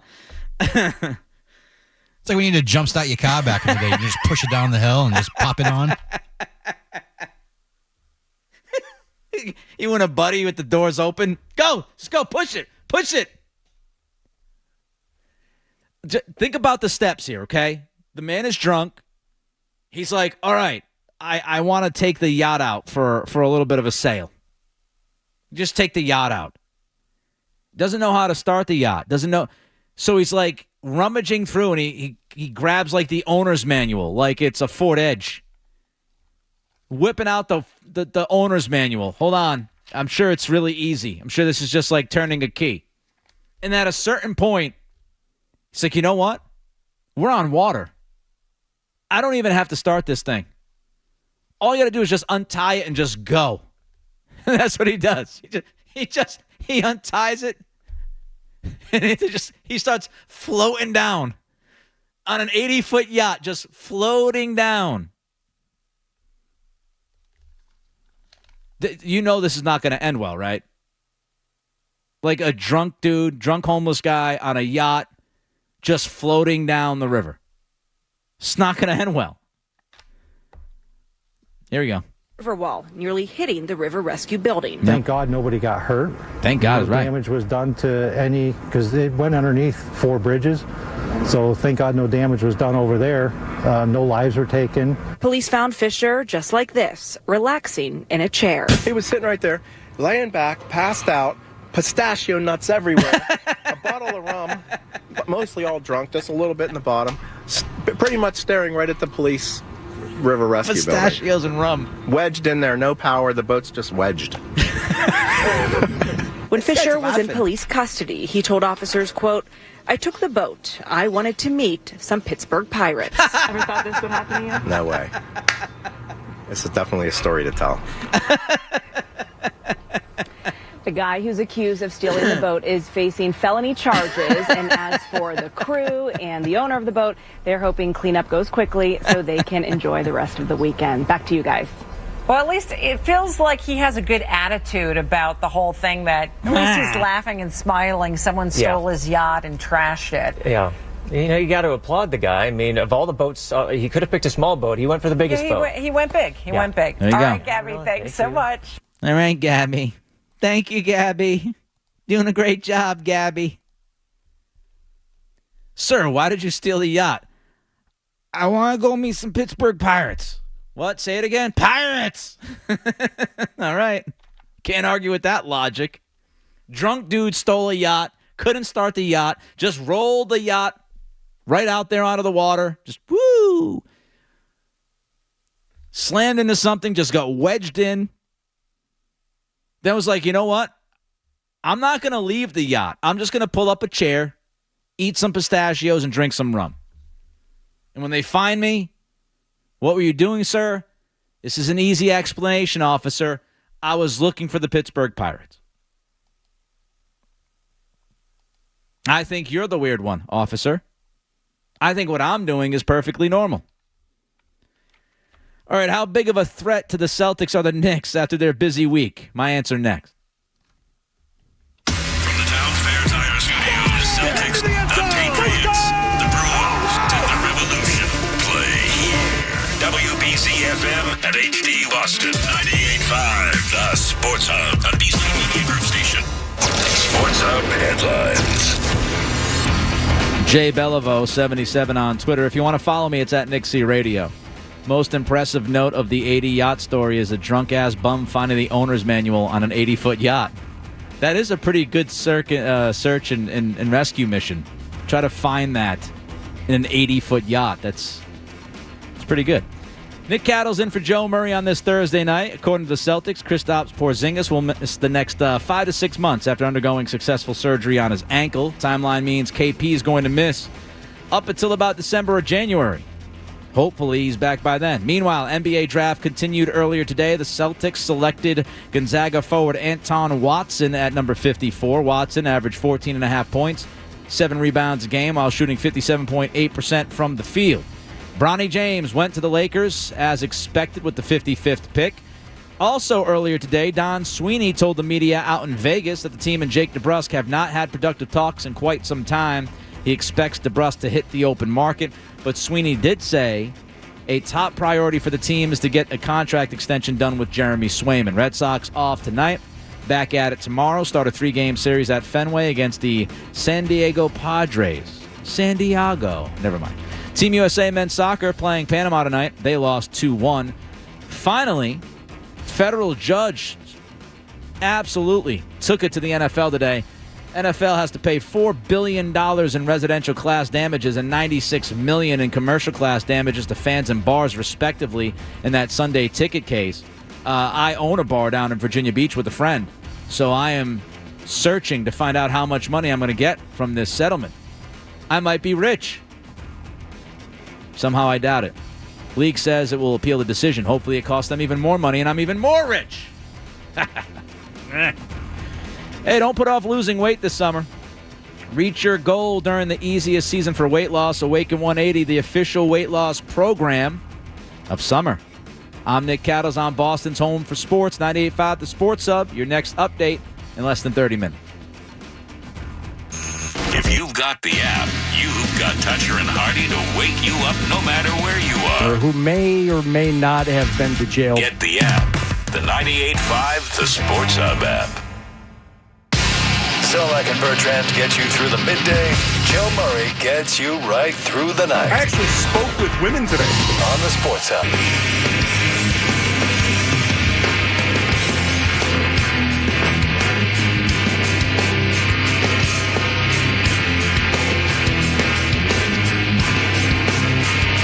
Got an update, presidential debate, Jeff. This just in, they're both older gentlemen, in case you were wondering. They have not found the fountain of youth, either of them. No. Hoping on the way to the podiums tonight they would have been splashed with some magical potion, but it didn't happen. My Twitter timeline is just blasted Oh. with just pictures of Biden just looking into space. It's a bit messy. It's a bit messy, folks. But that's that. About 10 seconds of talk, and then we move to a different direction. Let's talk about the Celtics. So this week, the New York Knicks, by the way, Nick Cattle's in for Joe Murray tonight. Happy Thursday to all of you. So we know it's a copycat league. Every professional sports league is a copycat league. And the Celtics, they won Banner 18 by having a bunch of shooters, defensive versatility, and great wing play. And the New York Knicks, obviously taking notes with the rest of the NBA, decided to go full bore after wings. So they sent a bunch of picks to the Nets, as we know, from Mikal Bridges. They reach an agreement with OG Anunoby on a contract extension over $200 million. And what I will say is the Knicks, absolutely, no doubt, have a number of tough defenders. I love Josh Hart. Guy's tough. Anunoby, tough defender. Bridges, good defender. Dante DiVincenzo, feisty in the backcourt. Mitchell Robinson, at the rim. They also have some shooters. Jalen Brunson, Anunoby, Bridges, DiVincenzo, all of those guys shot better than 37% from three last year.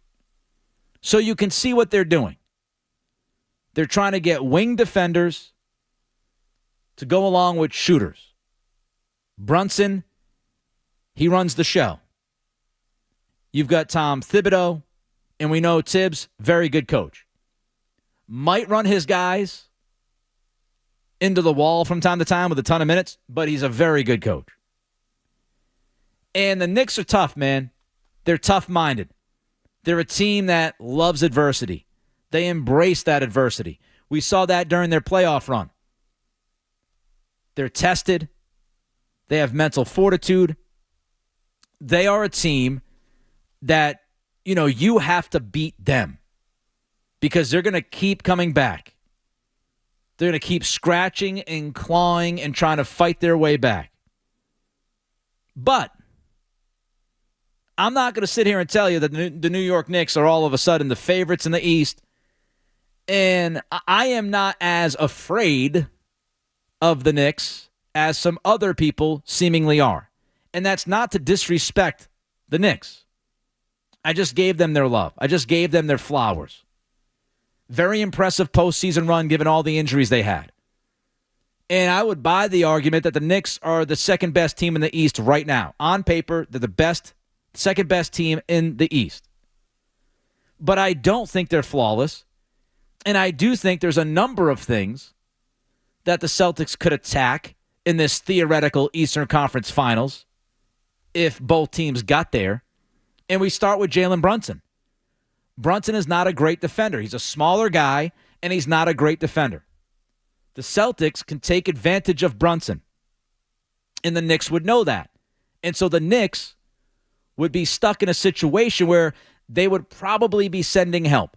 The Celtics could get the switches on Brunson. They could attack Brunson. They could force a switch and then another switch. get back to Brunson, hunt that matchup a little bit, and then force the help from the wings. And now you're playing with an advantage. So I think Brunson and his weaknesses defensively, that is something that could get in the way of a Knicks run and the Knicks beating the Celtics in a 7-game series. I think that could be an issue. Another issue, as of right now, again, on paper, Julius Randle is still on this basketball team. And Julius Randle is a problem. He's a problem for the Knicks because he loves shooting the basketball. He loves having the basketball in his hands. And I also think defensively, you can get after Randle a little bit. So if the Knicks are going to, if their plan is to keep Julius Randle, and I don't know if it is, they might try to trade him. But if the plan is to keep Randle, you now have two guys on that court that you can attack. You can now attack Jalen Brunson, and you can attack Julius Randle. And you can force Randle to foul you. You can force Brunson to foul you. Get on the free throw line. Create easy opportunities. How is Randle going to fit along with Villanova 2.0? I don't know. Does he even want to try to fit? I also think you can take Mitchell Robinson away from the rim. You saw what the Celtics did to Derek Lively and Daniel Gafford in the finals, right? You can do the same thing against Robinson. You can take him away from the rim so he's less impactful defensively. And for your defense, you can force Randle to the three-point line. Randle shoots 31% from three, and he's not afraid to jack it up. But here is one of the biggest issues I see with this Knicks team that I haven't heard many, if any, talk about. They don't have a lot of shot creators, folks. Brunson is a shot creator. Julius Randle is a shot creator. Robinson, offensively, is mostly a lob guy. Anunoby is not a great shot creator. Mikal Bridges is okay, but he's not great when it comes to shot creation. He's a guy who can knock down threes. He's a guy who can, beat you at the mid-range. But when you absolutely need a shot, he's not necessarily going to be, I can get my guy off the dribble, ISO, and beat him and create a shot. Brunson's the best at that on that team. Now, you don't need 5 shot creators, but there are a number of guys on this team that don't necessarily have that great gene about them. Here's one more thing I would say about the Knicks. Are they going to improve like the Celtics have improved individually? Like from the Celtics side, I'm confident that Jason Tatum is going to improve. I am confident he's going to be a better player next season than he was this season. You want to know why? Because every single year, year in and year out, he has improved. You say the same thing about Jaylen Brown. Every single year, Jaylen Brown goes into the offseason with a clear plan to fix something about his game. He comes back, and it's mostly fixed. He was better with his dribble this year. He was better with his rim reads. He was much better defensively. Tatum has steadily become a better playmaker, a better rebounder. And he has shown the ability to defend as well at a higher level. So as much as we want to talk about the Knicks, we also have to account for the improvement of Tatum and Brown.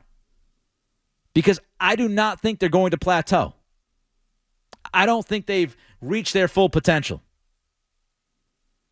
And we also can't discount championship medal and experience. This is now a team that won a championship, that did what it had to do and won a title.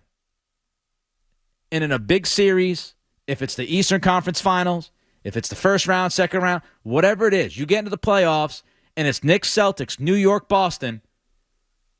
The Celtics, they have done what they needed to do to reach the ultimate goal. And until a team proves that they can do that, they will always be questioned, which is why the Celtics were questioned this year, even though they kept dominating every step of the way. because it was always until you win, you're going to be questioned. And so we now can't discount that part of this team. And I believe the Celtics can defend the Knicks. If the Celtics are healthy, they can defend the Knicks.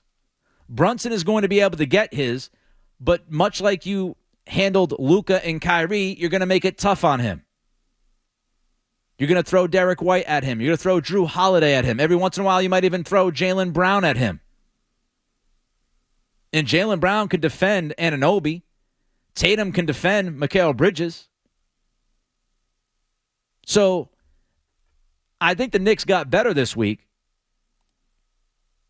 But I'm not buying into this idea that the Celtics should be afraid or concerned. I think they are still the better basketball team. And I don't even know. I don't even know what the ceiling is for Jason Tatum, who, again, is only 26 years old. Your thoughts on the Knicks, your thoughts on the Celtics. Are you concerned by what the Knicks have done this week? I am not. They've gotten better. I still think the Celtics are the best team in the East. We'll see what the other teams do in the conference and how it all unfolds. 617-779-0985 is the telephone number. Again, it's 617-779-0985. Nick Cattles on a Thursday night in for Joe Murray. Murray was in the afternoons today, filling in for Felger. He'll be back here tomorrow night. Usual place, usual time. But I'll get to your phone calls. Again, 617-779-0985. Also coming up, did last night spell the beginning of the end for Sam Hauser in Boston? Don't go anywhere. There's more Joe Murray. On the way on 98.5 The Sports Hub.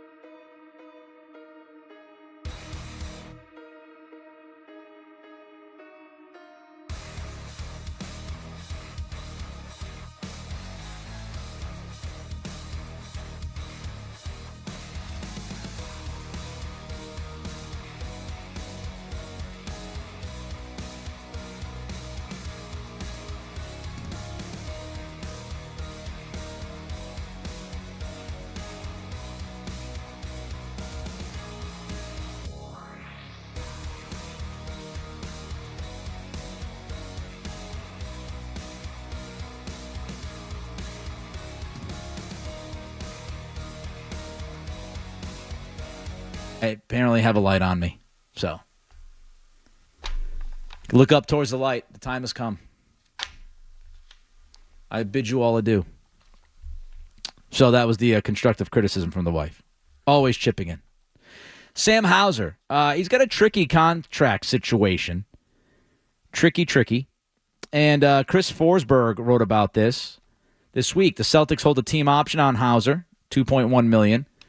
While that's ideal for the books, the danger is it sets him up to hit unrestricted free agency next summer when the Celtics, with their absurd commitment to the top six, would be hard-pressed to match the offers he will receive. Hauser is extension eligible, and the team could offer him a deal that tops out around $78 million over 4 years. Celtics also could decline his team option this month, making Hauser a restricted free agent, which might pave the way to match any reasonable offer he receives on the market. The danger there is that a rival could make the sort of big money offer that Boston simply can't match, given its long-term salary commitment. I remind you that Max Strus signed a 4-year, $62 million deal with Cleveland. I'd rather have Hauser. Hauser's future is the most prickly of any player in Boston's top 8. He might simply be too expensive for them after this season. The question is whether the team takes one more low money year or attempts to roll the dice a bit in hopes of extending that stay. So, interesting situation. Even more interesting, since the Celtics decided to make a pick at 30 last night. That pick alone is going to cost the Celtics about $9 to $10 million. And Shireman is going to be on the books for around two and a half, I think it is. But after you look at the taxes and the penalties and all that stuff, that pick last night is going to cost Wick Grossbeck and company about $10 million. Don't ever say Wick is afraid to pay. He is not afraid to pay. Unequivocally ready to pay. And it does beg the question whether or not Shireman was Sam Hauser insurance. Is he insurance just in case? I mean, what if the agent drives a hard negotiation? What if the agent isn't willing or Hauser isn't willing to play ball? I mean, I can't necessarily argue with him about it, right? He signed a $6 million 3-year contract a couple years ago. So, I mean, he's making a decent living, but when you talk about the agent money, you talk about taxes, you talk about all this stuff, Hauser wants to get paid. And he should want to get paid. So there's a balancing act here with the Celtics. They gave him his chance, right? They gave him his opportunity in the NBA. They worked with him. They developed him. They helped him become the player that he is right now. But ultimately, he has helped himself become the player that he is right now. And if I'm Hauser, I want to get paid too. I'm looking at guys like Strus getting over $60 million, and I'm on the books for a couple of million. You're damn right. I'm looking at money. I'm looking to get paid. So if the agent does drive a hard bargain, and it's going to be a difficult negotiation, we don't know if that's going to be the case. I know that Hauser's agent is the same agent for multiple Celtics. So he's done plenty of business with Brad Stevens. So maybe that will help. But if it's a tough, uncomfortable negotiation, the Celtics now, they have an option. They can look at Baylor Shireman and say, hey, look, he's ready to go. He can be 24 years old in September. So we're not going to be leveraged by Hauser and his agency. We're not going to let them have all the leverage in this negotiation. And because we drafted Shireman where we did, we now have an answer. If we can't come to an agreement and Hauser plays on the $2 million and he reaches unrestricted free agency next offseason, we know it's very unlikely we're going to retain him because we're paying everybody else. So now we have somebody in-house that can replace Hauser if need be. You have to think that was at least part of the math. And I said this earlier in the show, and I'll say it again. I would not be surprised if Shireman plays some minutes this year. He's 24. He's NBA ready. He's a perfect fit within this offense. He can knock threes down multiple different ways. He can attack closeouts. He's great in the pick and roll as the ball handler. He's tough. He's competitive.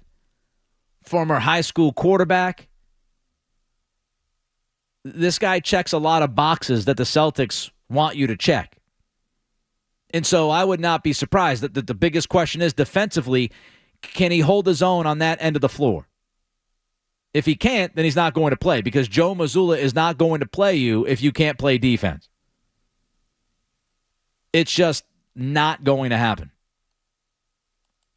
So I think this is certainly a message to Sam Hauser. I don't think it's the number one reason why the Celtics picked Shireman. I think they picked Shireman because they believe he's a good basketball player. They believe he's a great fit offensively, and they love shooters. And this dude is a knockdown shooter. But it doesn't hurt. It doesn't hurt that he can mimic a lot of the actions that Sam Hauser has in this offense. You also can never have enough wings, right?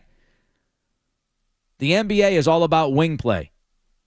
If you have multiple wings that can do a bunch of different things on the floor, you are ahead of the curve. And we just saw that with the Celtics winning the championship with Tatum and Brown. But Drew Holiday could be considered a wing. Derek White could be considered a wing at times because of their versatility. They can defend guys at the 2 and the 3. They could defend the 4 and the 5 at times, depending on the matchup. So I don't think it was just Hauser exclusive here as to why Shireman was the pick at 30 last night. Because now you have a number of wings. Brown, Tatum, Hauser, Jordan Walsh, who you drafted last year. Shireman, Holiday versus certain matchups. White versus certain matchups. And it's just the idea of being able to throw body after body on the floor that can do different things and can hurt you by shooting. That's what they do. I mean, even if Shireman is just like the 9th guy and he comes off the bench and he gives you 8 to 10 minutes and he gives you a little bit of punch offensively off the bench, that's fine. I think the Celtics will manage this team next year more than they managed last year. I think you might see Drew Holiday sit down a little bit more, and that'll open up opportunities. So, in the least, bench scoring doesn't hurt last time I checked. And drafting Shireman and having Hauser and maybe Jordan Walsh, you have those 3 guys that will allow you to manage Tatum and Brown if you want to. You can manage their minutes more. You can sit them a few more games next year if you want. Because you have Shireman, because you have Walsh, because you have Hauser, you can also try Tatum at the 5 like you saw during the postseason. You can run Tatum at the 5, and you can rely on those other wings to step up. Now you're not gonna play Tatum at the 5 for 30 minutes, and he's not going to be doing it every night. But what do we know about the Celtics? What do we know about Joe Mazzulla? He loves the matchup game. He loves thinking outside the box. And Shireman is just another guy. He's just another tool in the toolkit that Mazzulla can go with. Just another shooter who can run pick and roll and hopefully can defend at least at an average level.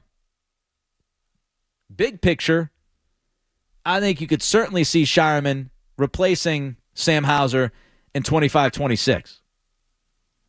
And I also think it could eventually, depending on the contract situation, it could eventually open the door to a Sam Hauser trade. Because now you can get him in that middle territory of a contract if you do sign him to an extension. And now you can pivot and you can deal him for other pieces, if that's what you want to do. So Shireman gives the coaching staff, gives the front office a lot of flexibility. And the fact that he's NBA ready, all of those things, I believe, is why the Celtics decided to draft Shireman instead of Kyle Filipowski, who reportedly they were looking at those 2 guys. They liked, if not loved, the both of them. But they decided to go with Shireman. It makes sense. Even though I would have picked Filipowski, I like Filipowski And I think he could have given you some minutes this year at a stretch big. I do not hate the Shireman pick. I'm fine with it. Evan Lazar on the Patriots next. Sports Hub headlines. Team USA men's soccer played Panama tonight. They lost 2-1. No bueno. Red Sox, meanwhile, they were not on the field tonight after last night's game was suspended due to rain. They'll be back at Fenway tomorrow night to start their 3-game series against the Padres. According to the Celtics, Kristaps Porzingis is going to miss the next 5 to 6 months after undergoing successful surgery on his ankle. That means KP will be out until December/January. Meanwhile, Celtics drafted Gonzaga forward Anton Watson earlier today at number 54 in the second round. Watson averaged 14.5 points per game, just about over 7 rebounds. He shot just under 58% from the field. Bronny James is now a Laker, with, I'm sure, soon to be with his dad, as soon as his dad signs a contract with the Lakers to play alongside his son. That's if Bronny James actually plays for the Lakers. That's to be determined. He could be in the G League. Earlier today, Don Sweeney told the media out in Vegas that the team and Jake DeBrusk have not had productive talks in quite some time. We should all expect DeBrusk to hit the open market. Sweeney did say that a Jeremy Swayman contract extension is a priority. Finally, a federal judge ordered the NFL to pay $4 billion in residential class damages and $96 million in commercial class damages to fans and bars, respectively, in that Sunday ticket case. The league says it will appeal that decision. Enjoy quick and convenient vehicle maintenance this month. Visit NewEnglandOilChange.com for 15% off your drive-through oil change at Valvoline Instant Oil Change. Now open in Raynham, Reading, and Braintree. I'm Nick Cattles on Boston's Home for Sports, 98.5 The Sports Hub.